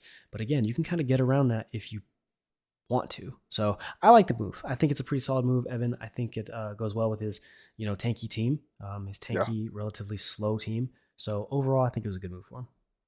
Yeah, I agree. I think I've really enjoyed what you said about just overall, appreciating just the bulk, being able to stay around for a little bit more turns than like your usual glass cannon. I think it is very essential in our meta, as well as just being able to plan. You kind of you have an idea when something can tank a hit. You know what I Mm-hmm. mean? Like, I think from there it gives you a lot of more options to kind of maybe even use it as diversion, or maybe just have it so it has a role where it's just like providing support. Right. With for Appleton, I think it has three great abilities. The abilities are Ripen, Gluttony, and Thick Fast. Thick Mm-hmm. Fat will lower some of that incoming ice damage as well. Ripen is essentially it doubles the berry's effect. So let's say, for example, I have a healing berry. I get below that threshold. That healing berry will now heal double, as opposed to let's say that set amount, right? Mm-hmm. Gluttony will also it will activate the berry at an earlier point. So whenever we get below that 50% HP bar, that's when the berry will activate, as opposed to let's say the usual HP berries, which will usually activate. I believe you're a third. Yeah, If you're something if like you're down that. a third, something Mm-hmm. like that. And yeah, I like the move just because again I can see Evans leaning more into the trick room, and I think why not get a little bit more bulk in under that trick room as well. And I think the difference between like Appletoon and Hydrapple as opposed to Flapple is that Flapple for some reason just doesn't get any good moves. Well, the other two get like a bunch of different cool utility moves, and just the way that Flapple's I like that distribution is, you want it to be an offensive Pokemon because you don't want it as support because it doesn't have bulk for it. With Applesoon, you can run the support sets. If you even want to set up screens with this thing, you can set up screens with this thing, which I think is really funny. You can set up like weather if he wants to as well. If he wants to be like really cheesy. Mhm. Let me see if this thing is body press. Let me Google that. Well, if it does get body press, it does get iron defense. I'm not sure if it has body press, but you can also run gyro ball. You can also curse in the trick room as well, if I'm not mistaken. So I think it's a great pickup for him, honestly. Yeah, no, I like it. So I do like the move, and I think again he was getting some crap for it in chat, but I think it's a solid move. So, Man, F those guys in chat, bro. yo, chat has a mind of their own sometimes. Mhm. Chat is it's a wild place. Um, all right, so Jay Speakman dropped Galvantula and picked up Dawn Fan. How do you feel about that move? To be honest with you, I'm not exactly sure, and it's just from lack of experience with Donphan. I think Donphan looks really cool. But the only thing I know Donovan for is rapid spinning. Maybe Chris saw like what Stealth Rocks did in his match, and he was just like, "F this isn't happening again." So I'm gonna pick up a solid spinner. That could be the reason why. But I think with Donovan, trying to think, what can we do with Donovan? What can we do with Donovan? Does Donovan get body press, Jordan? Do you know what I Donovan gets body press? don't know. I'm in the Pokedex app right now, just kind of scrolling through like Galvantula and Donphan. I see Donphan's got some solid stats, but I'll speak Yeah, to why Donphan has a special place in my heart in just a second. But I'm not sure about body press. I'm yeah. sorry. I think I'm gonna let you speak to why Donovan is very special to you, and then I'm gonna get back to you when I do my little 20 seconds of research. Fair, fair. Okay, so Donphan, for all, I mean, we're all of a certain age, or a few of us are, anyways. But we all remember, those of us that are of that age, playing through Generation One. Right? There's 151 Pokemon.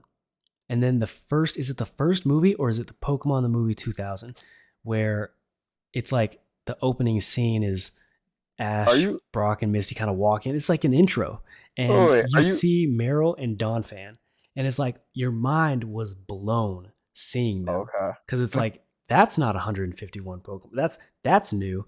That's amazing. So Meryl and Donphan always have the specialist place in my heart. So that's why I actually love the move for that reason. And I can talk more about the stats No, and you know. everything behind it in a second, but No, you know what I thought he was talking about. There's an opening to a movie where Ash fights this guy and he faces this guy has a Don fan, yeah, that's it. and Ash's Bulbasaur like get like murks this Don fan with like solar beam.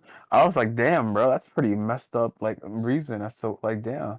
Like he caught the fade in that battle against Ash's Bulbasaur. Like he gave that man a fresh haircut. He jumped up and he like you know how Naruto hit someone with a Rasengan?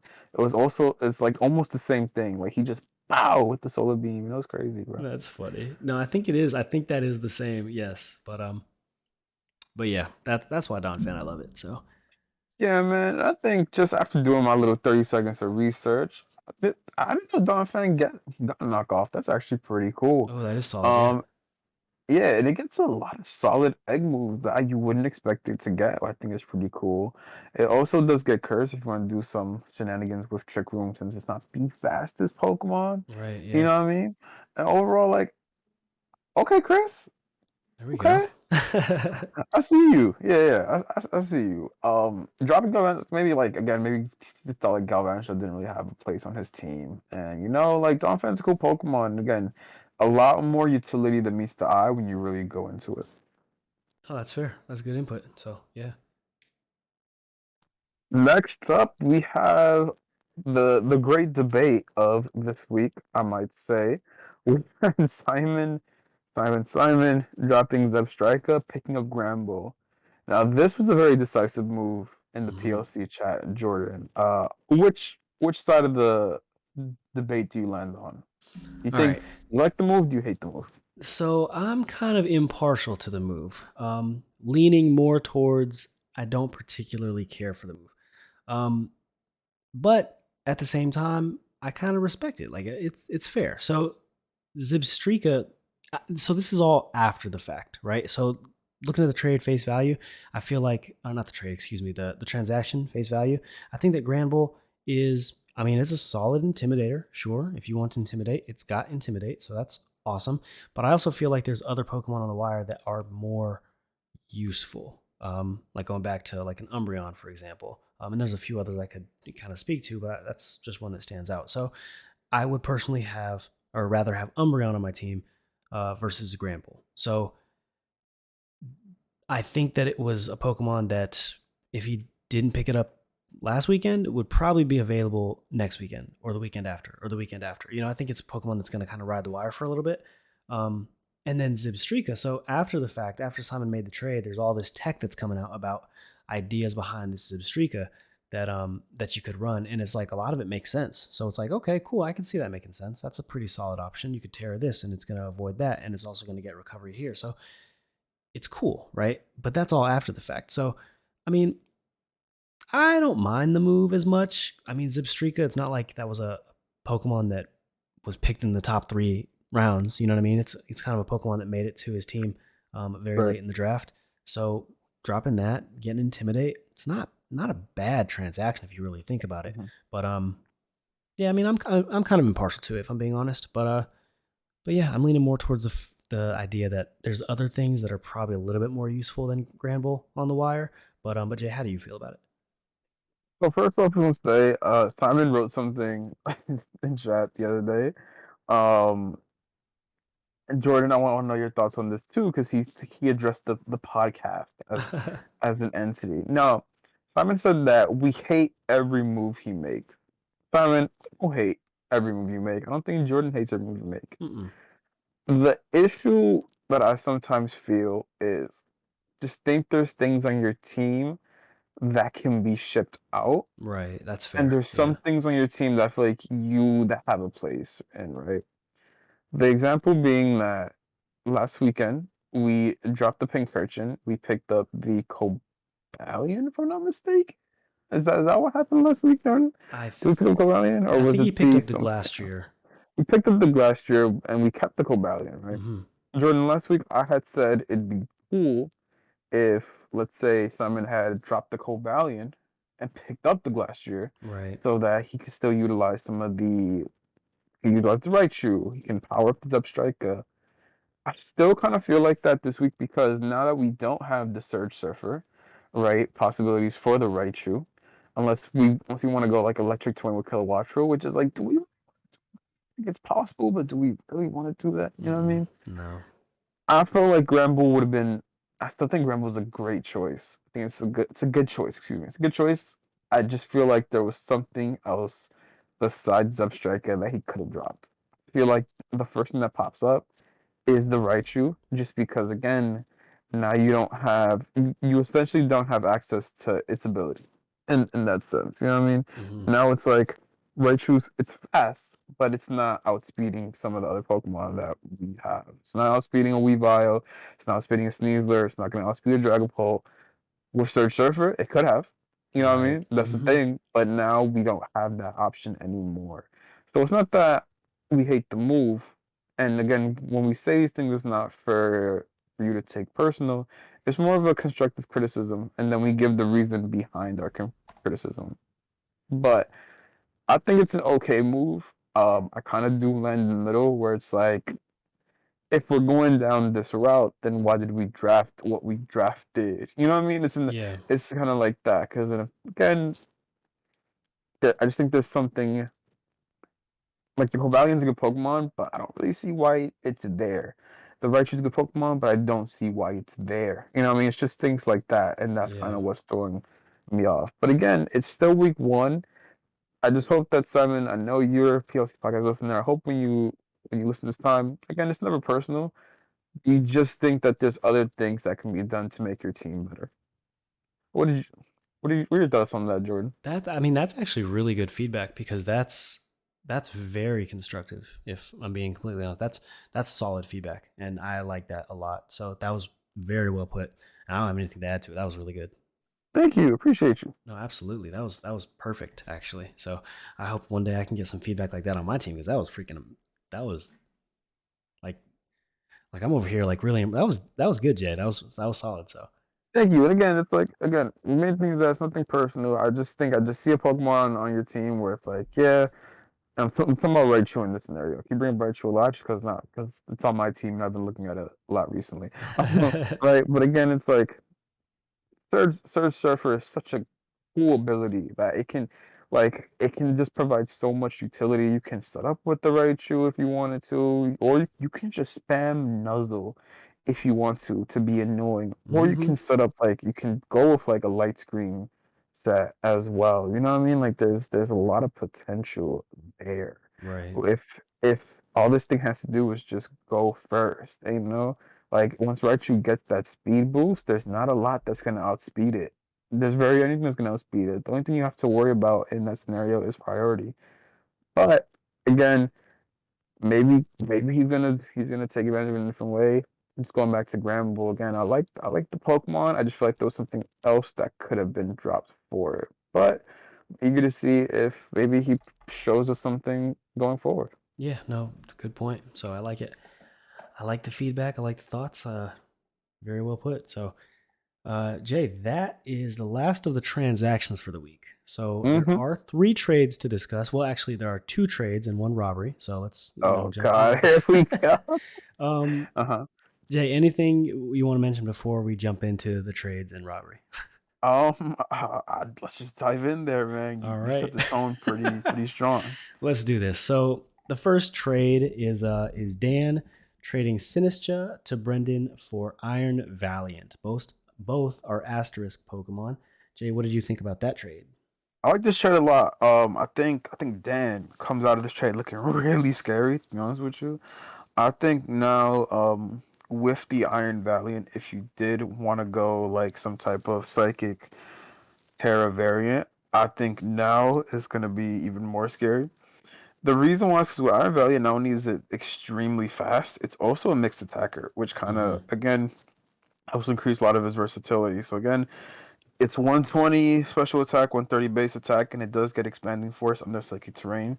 So keep that in mind if you did want to go with that Terra psychic set, he could do that as well.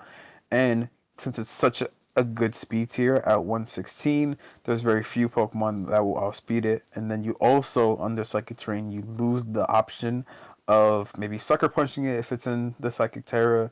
You lose kind of those priority hits that sometimes are so valuable as well. So for Dan, I like the move a lot. For Brendan, I like the move too because I think Sinistcha is a really good, solid Pokemon. I think hospitality in a lot of situations can be very clutch. I think I told you last week that matcha gotcha is a stupid move. Mm-hmm. To be honest with you. Um, but yeah, I still think Dan comes out of this trade as the winner. If I know that they do it in pro sports a lot where they pick a winner and loser of the trade. Mm-hmm. I don't think Renz loses the trade any means. I just think Dan comes out the trade looking really really solid. Because again, you throw like a Quark Drive in there with the booster energy, and now you have something that can one not be touched by priority, and two is going to hit you hard with one of the strongest moves in the game, essentially. So it's like I don't know, man. It's looking good for Dan, and I still think Brendan Steele is very good. I do think Sinister is going to do a lot of work, help preserve a lot of his bulky Pokemon as well. But yeah, I think for both sides, great move. Think for Dan, fantastic. What are your thoughts on this trade, Jordan? No, I mean this is an example of like what you want a trade to look like because both players come out on both sides of the trade looking really good. Brendan's got another Trick Room setter that has a really nasty move in Machagacha, really good ability in Hospitality. And then Dan comes out with a Pokemon that can abuse Psychic Terrain that's also very fast and it's also very, is it going to hit me physically? Is it going to hit me special? Does it have an option to do both? Like it's a really good Mon for both teams, right? And they both come out of the trade. I feel like better, honestly, than they went into the weekend. So Yeah. this is like an example of like, Mm-hmm. hey, this works for me and it works for you. Do you want to just do this? Yeah. And then it gets done, and it's like, I think this is a really good trade. Both teams, I Yeah, love it. bro. As I do think Dan does come out a little bit better, but again, still as you said, those things initiatives again. Hospitality solid. We spoke about Matcha Gotcha. Rage Powder is also a factor that I didn't initially think about, and so is Hmm. Stream Sap, which could be two very annoying moves if not like dealt with immediately. So, as you said, this is how a trade should look like. Yeah, and Sinistra's design is S tier. Love it. Oh It's hell yeah, fucking that's one of the yeah. best. I don't like that's one of the best designs I think I've seen In a while, it's by like amazing. in a couple years. I will Yeah, say that. absolutely agree. Couldn't agree more. So, Next up, we have another trade. Jordan might call this something different, but we have Zach trading Regirock to Evan for Hariyama. Jordan, how did you feel about this trade? um, I just threw up a little bit in my mouth, which is not Mm, good. mm-hmm. All right. So Zach trading Regirock to Evan for Hariyama. I feel like this is an example of what you don't want to see in a trade. God damn. Because, well, Regirock, so let's pull up Regirock stats really fast because Okay. it's not a bad Pokemon, okay? Not at all. Let's just take a look at it. So, Regirock, its stats. Its total base is 580, HP is Mm-hmm. 80, attack is 100, defense is 200. Yeah. Dope, right? Special attack is 50, special defense is 100, speed is 50, right? It's a good Trick Room on, very defensive. Does it get body press? I would hope so, right? Does it Yeah. actually? It Oh, does. actually, I have no idea. Yeah, I'm not sure. Usually, what they do is they put your defense that high and they don't give you body press. And I do see it, so it does have body press, so that's good. But yeah, I mean, it's a good Pokemon. But it's not really like you're gonna if you're going up against a Regirock, not a Hariyama, but a Regirock, you're going to have a special attack that can hit it very hard. Okay, so that's going to be on your toolkit. You're gonna have that. You're gonna have a Surf, a Scald, a Hydro Pump. You're gonna have a you know what is it, Aura Sphere, something. Yeah, yeah. You're gonna have Mm-hmm. something that can hit it very hard, and So it's Spear. something. It's gonna have you're gonna have something that can That was touch it. funny. Yeah, yeah, I can see you. And I think what's the move that gets referred to as a miss? You know what move I'm talking about, but basically you're gonna have something for it. It's kind of a Pokemon that you don't necessarily have to plan for, as much as with a Hariyama you get utility. You Yeah. get Fake Out. It's also tanky as I don't know what. You put an AV on it, and it's ridiculous. It's gonna Drain Punch. I'm pretty sure it has Drain Punch still. I don't know, but Yes, sir. Mm-hmm. but it's just a Pokemon that's very hard to take out in one shot, and it's a Pokemon that's going to heal back. It can fake you out. It's gonna switch back out. It's gonna come back in. It's gonna reset that fake out pressure. So I just feel like Hariyama is a better Pokemon for our meta. Um, Yeah. and again, I mean, I don't think it's a robbery as much as I was kind of alluding to a minute ago. Just looking at Regirock's base stats now. So I mean, I guess Regirock, there's some utility there, and again, it does have body press, which is good, so that's awesome. But I just feel like Hariyama is more useful, if I'm being Yeah. honest. It's just more useful of a mon in our 6v6 doubles format. Because again, it's tanky and it's got fake out pressure, and I like Hariyama better, if I'm being honest. But Mm-hmm. yeah, I mean that's my thoughts. Sorry, Yeah. Evan. No, spot on. Again, Regirock is very.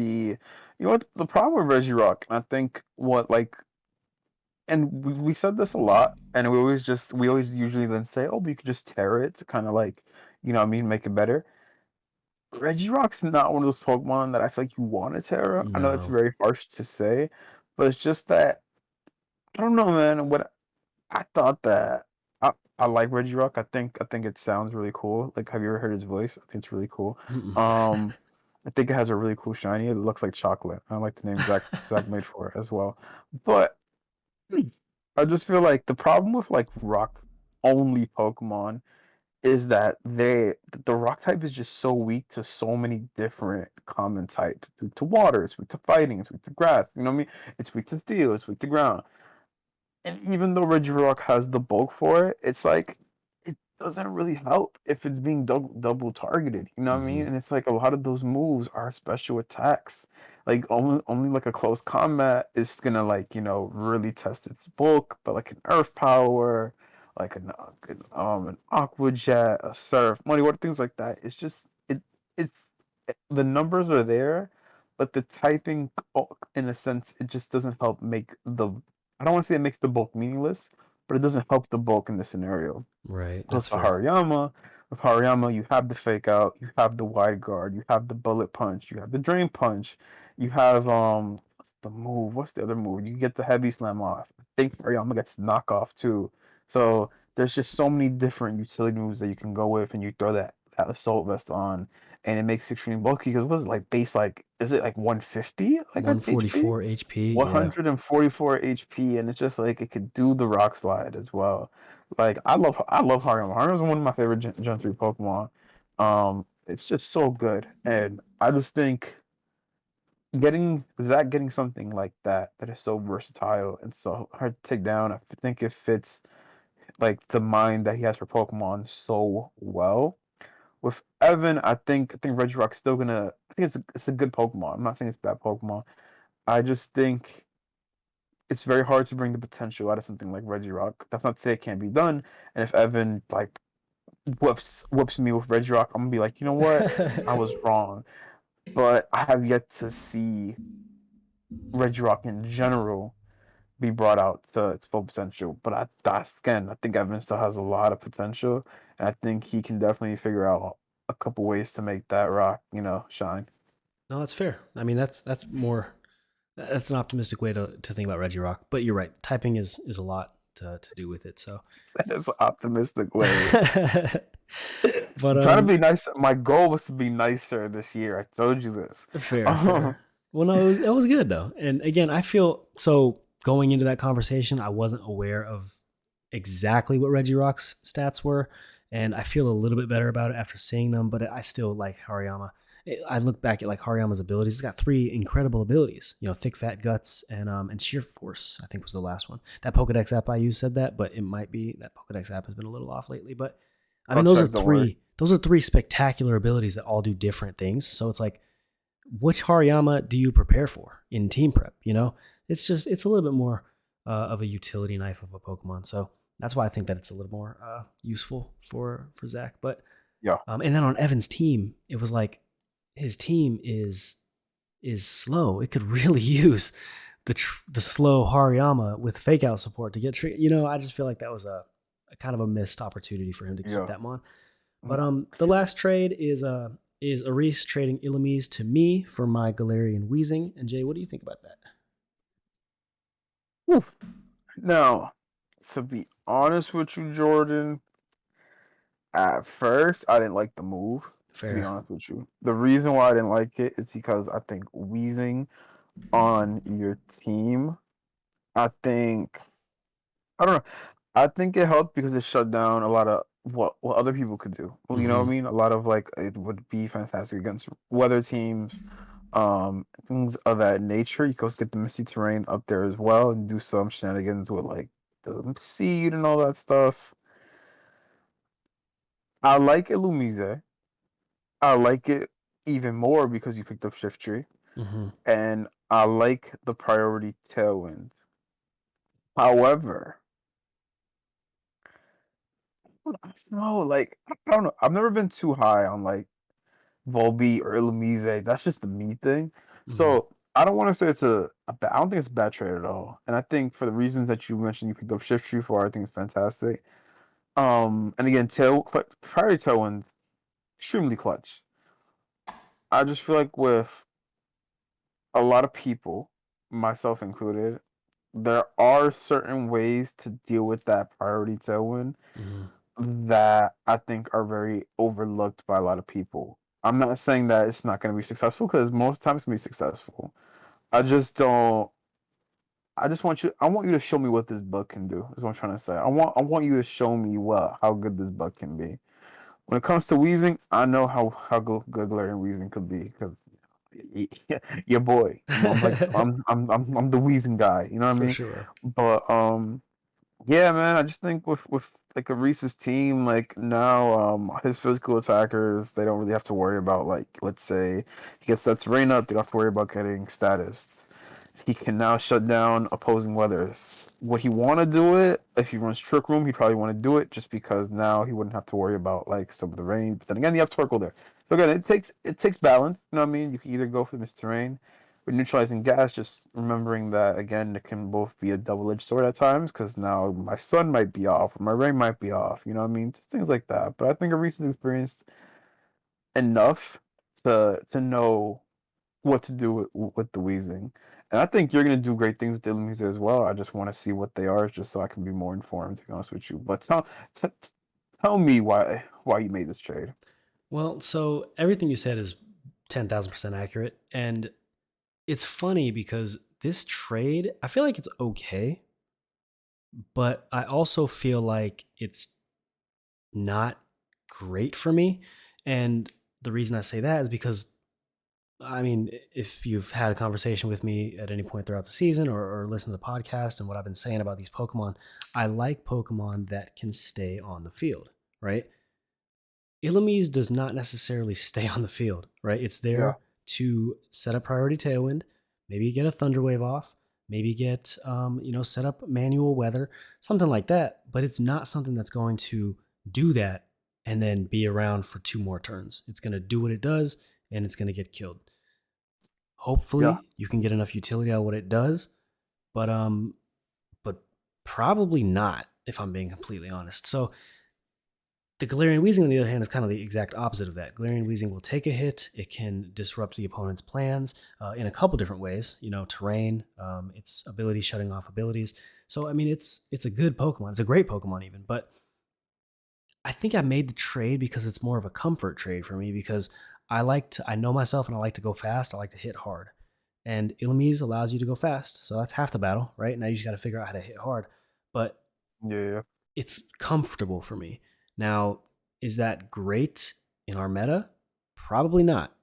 But I did it for the comfort of Illumise. And that could be, detrimental to my own success, if I'm being completely honest. But that's just something I thought about and I was like, you know what, I'm gonna make this happen. And yeah, that's how I ended up with Illumise. No, I think you're overthinking it a bit, honestly. To Perhaps, be yeah. honest with I you. mean, it does have some great utility though. Let's not be, Yeah. let's not overlook the fact that it can do a lot of different things. But and I've got plans for it. It's not like I picked it up and I'm like, oh, what does this thing do now? No, I've got plans for it. I've got uh some things that I noticed in my, exhibition matches, some things that I noticed in my week one match where it's like, this would have been really useful here. But now I have the option to run what I was thinking. So it's like it's cool. I'm excited for it. But yeah, it was very much a comfort pick. But the last thing I want to mention is that Galarian Weezing would have been a perfect, absolutely perfect Pokemon to have on my team for this matchup against Zach this week. But it's gone. So there's that. So other than that, that's the transaction. So Jay, anything else?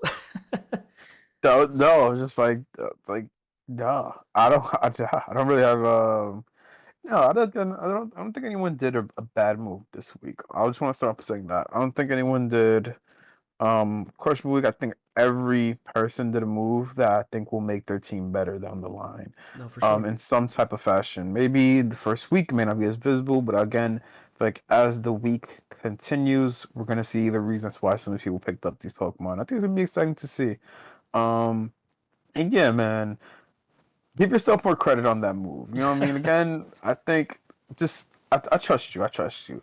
Now, let's say if it's week 5 and you like 1 and 4, and then I'm like, yo, get that bug out of here. You need something else. But For as sure. of right now, it's cool. It's cool. You know No, what I mean? absolutely, absolutely. Well, yeah, I appreciate that. But yeah, that's the transactions. Those are the trades, and we're gonna go ahead and take a quick break as we prepare for our next segment, which is the week 2 picks. It's always a fun one. So we will see you guys in just 1 second. All right, y'all. Hope you guys had a good break. We did, so that's awesome. We are here in this last segment of the pod to make our picks for week 2. Jay, are you ready to make your picks? Yes, sir. Let's get into it, bro. All right, let's freaking do this. All right, so the first match for week 2 is SB and Ian.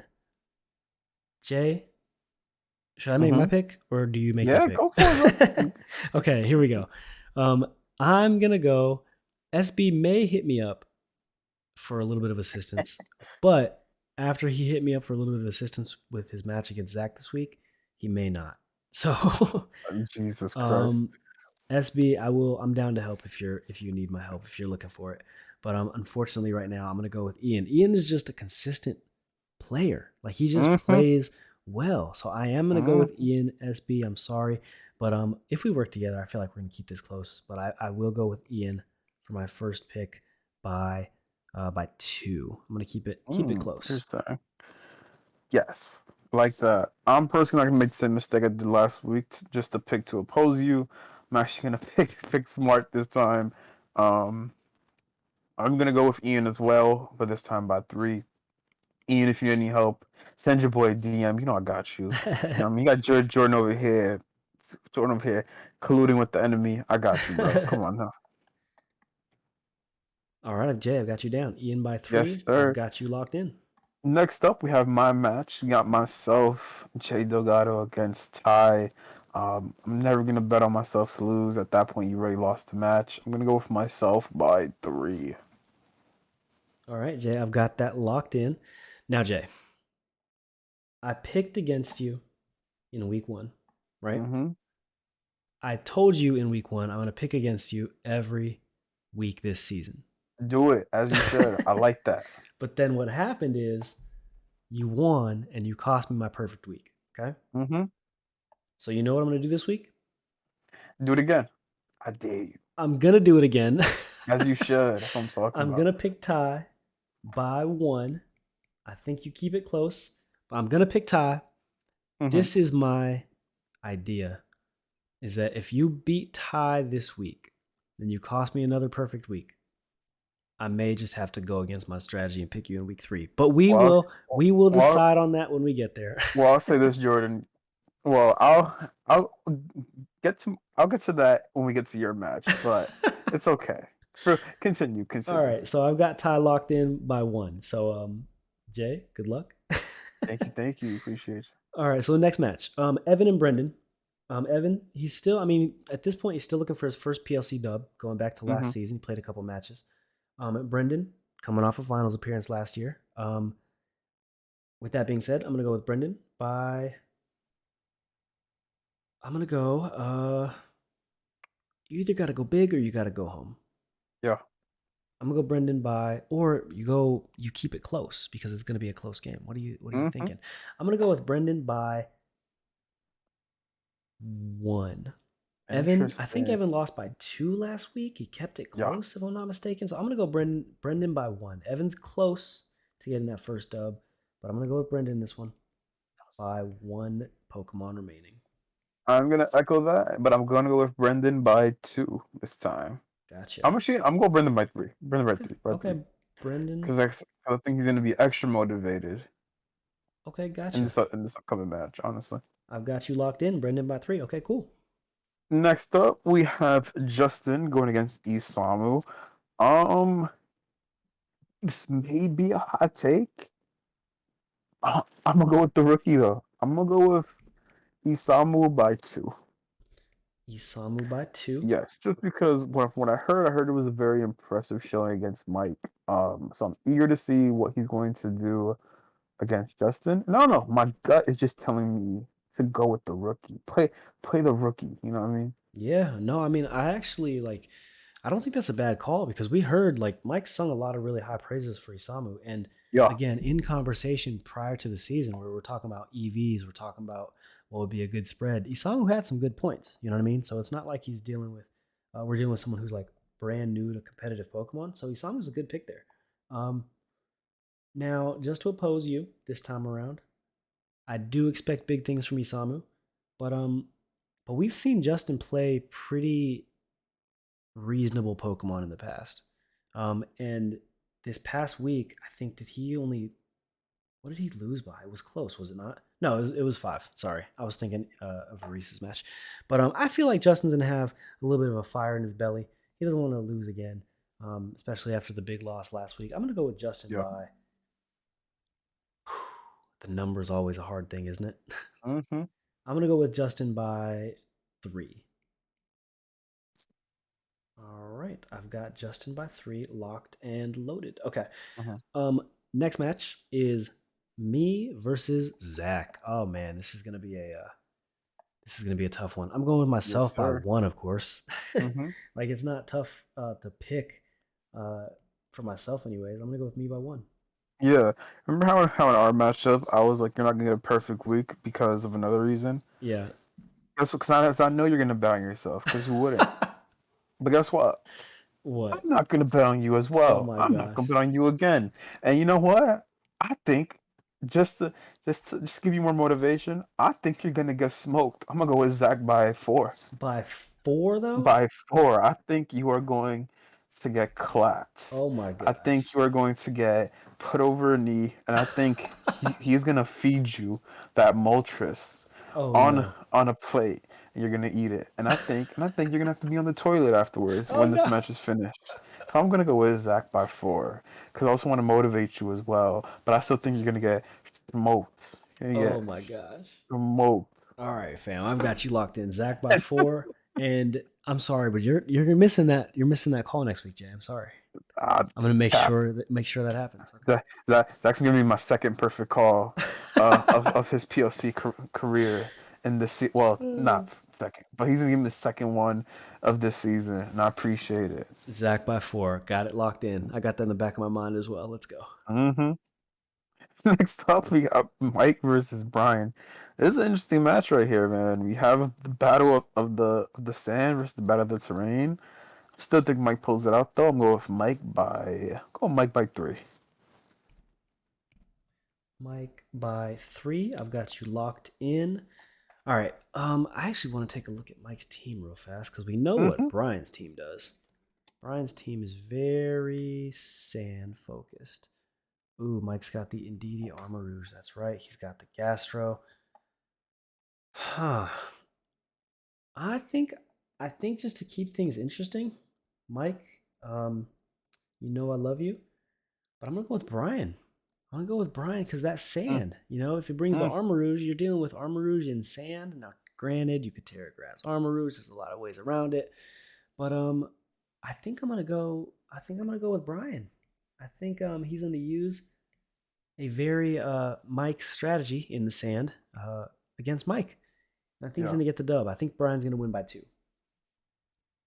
All right, I've got Brian locked in by two against Mike.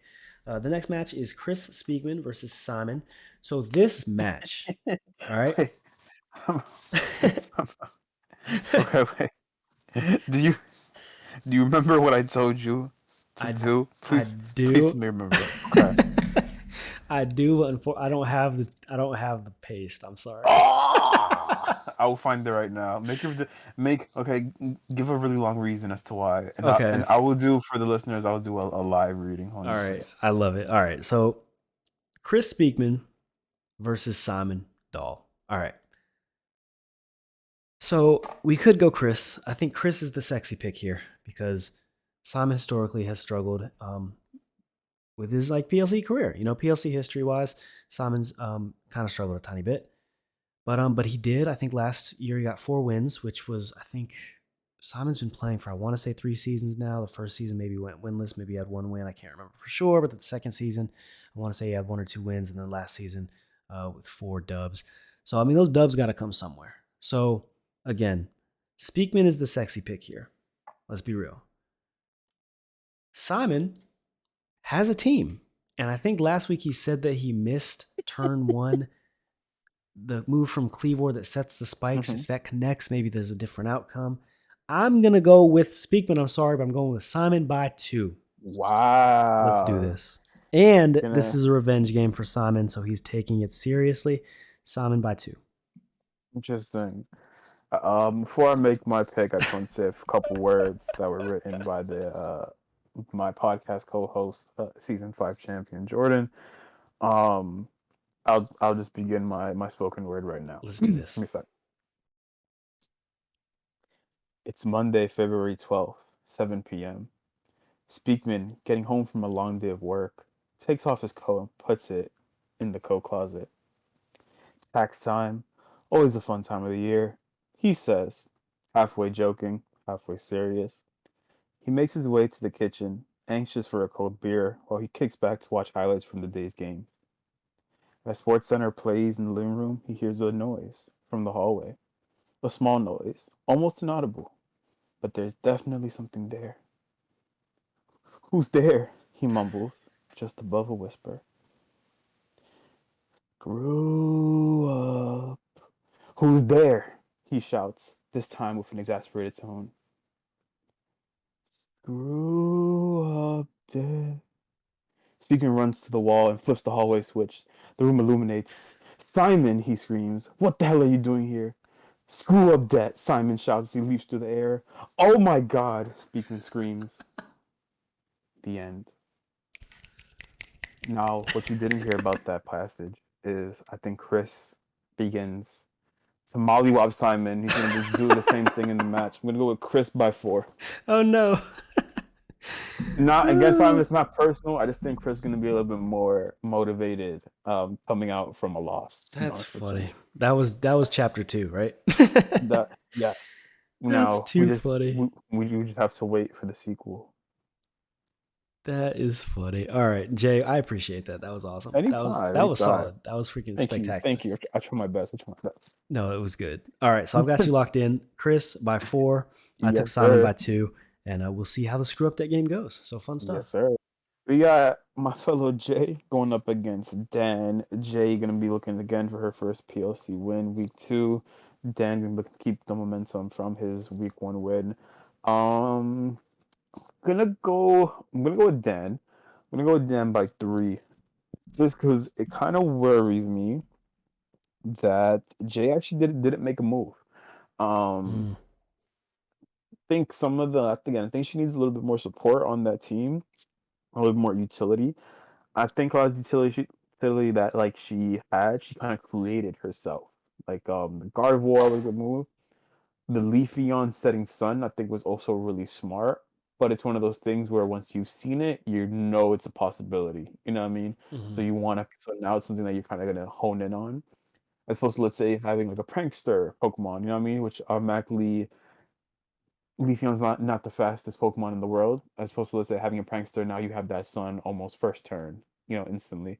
So I think I'm gonna go down by 3, just because I feel like not making a move might really um not prove wise for Jay. But again, it's still very early in the season, so there's still a chance for her to bring it back and make a couple more moves as the season continues. Yeah, no, that's fair. No, I've got you locked in, Dan by 3. But yeah, those are good points. I'm I'm gonna roll. I think Jay has a plan for Dan. I actually know she does because we kind of spoke Ooh, briefly after ooh, we played last week. So I know she has a plan, which is that's cool. spicy. No, it is. It is. It's a spicy plan as well. So um, good stuff there. But Dan is good. Yeah. Dan is a Mm-hmm. good player. Like people, I don't know if they underestimate Dan. But didn't Dan say he would knock somebody out today? Just thought about that. Well, That's kind of well, yo. that was that was yesterday, but yeah, Chat was yeah, man. wilding though. People were over here flexing their fisticuffs. I was like, Yeah. my Jeez, fault, yo. gangsters. I was chilling. I was like, I'll get knocked out by at least half Yeah, the guys in here. I'm I was just like, chilling. listen, you guys got it. Yeah, exactly. No, but I want no smoke. but Dan, I mean, Dan is a good player. Like he's been in playoffs. I want to say borderline every season he's played. I don't have Pretty numbers in front much. of me, but I feel pretty comfortable saying that. And then Mhm. a lot of times in the offseason, Dan excels as well. So Dan's a good player. Let's not get it twisted. So I feel like again, Jay's got a plan. I know she does, but Dan is good. So I'm gonna go with Dan. I think her plan works pretty successfully, but I think Dan does come out on top just because I look at his team and it's a dangerous team, especially with Yeah. the Iron Valiant that he just got. So I'm gonna go with Dan by just 1 though. I think Jay keeps it close. So Sure. the last matchup that we're gonna talk about today is Jay Wade versus E Ray Blitz. So Jay Wade, gentleman across the pond, versus Reese, a Yeah. local homie. Reese has a team. Oh, most definitely, of course. Jay Wade is also again. Jay Wade's solid. Jay Wade takes a lot of crap, and he talks a lot of crap. He dishes it out as well, but no, he's pretty good. But I feel like Reese's team is just really dangerous, and until he loses, until he, we see him take an L in season, I'm gonna pick him. So I'm gonna go with Reese by 3. Hmm. See, the thing with betting on the Reese, you know what I mean? Like, there's there's times where it's like you do it and you don't do it. You know that in playoffs, you want to bet on the Reese.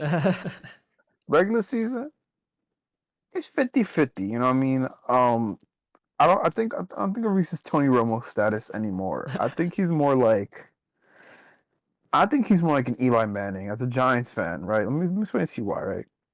Eli Manning in the playoffs, monster. Eli Manning for the regular season sometimes just a little bit off. But the thing is, Jordan is a recently off when I pick him, Oh no. not on a regular basis, but just when I pick him. You know what I mean?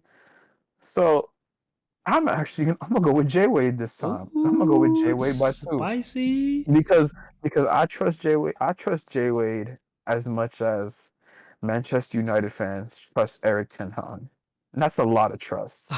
No one's gonna understand the reference except J Wade, so I hope he realizes how much trust I have in him. That's funny.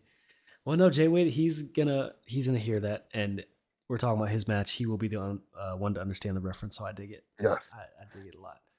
But I mean, that's it. Those are the picks. So I've got you locked in. Jay Wade by 2. Yes, sir. And that is all for today. Jay, do you have anything to say about the picks? Anything to say about the transactions or week one? Anything at all before we wrap up for the day? Oh no, just again, still very early, but again, you don't want to fall into too big of a hole in the beginning because it's very hard to climb your way out of. You're gonna kind of see the wire not be used as much going forward, just because I feel like a lot of it's gonna very I don't want to say bare bones right now. There's still a lot of good stuff on that wire, to be honest with you. Hmm.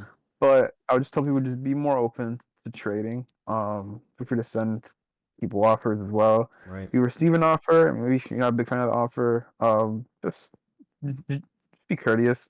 It's okay to say no. You know what I mean? I say this even though I told Chris I would respond to him, but I didn't respond to him. Chris, I'm sorry. I was drunk. I was upset that the 49ers lost the Super Bowl, so I was in a little bit of a rut, but I'm sorry. But yeah, man, just again, still week two. I've seen a lot of people, I think, start off a little rocky and really pick it up. I think you, Jordan, had a season like that where you start off really rocky and you kind of clawed your way back. I know Ian's a big sometimes starts off rocky. Like I think he had like one season where he started off a little bit rocky, but he like fought his way back. It was pretty dope to see. And I think Brendan, I think at one point his first season was like what, like 1-4, and he came Hmm. back to like make playoffs. So it's like, Right. again, there's still always that hope, but you don't want to make it like don't make it a habit. Is what I'm trying to say. And overall, man, just be adaptable and be flexible. Again, not all your setups gonna work the way you want them to, but just be open to trying something new in the heat of the battle. You may never know what might happen. Nope. Very, very good advice, and awesome way to close. I'll close us with that. We will see you guys next week on Tuesday. Again, if we record a little late, give us some grace. We are taking our time, and it takes a little bit of time to get everything put together. But we are doing this Hmm. because we enjoy it, because we are excited to hear the feedback, and yeah, we're excited to ship this out. So we will see you guys in chat, and we will see you here next week. We hope you guys Hmm. enjoy, and you guys have a great week. Good luck with your matches, and we will see you next time. Peace. Peace.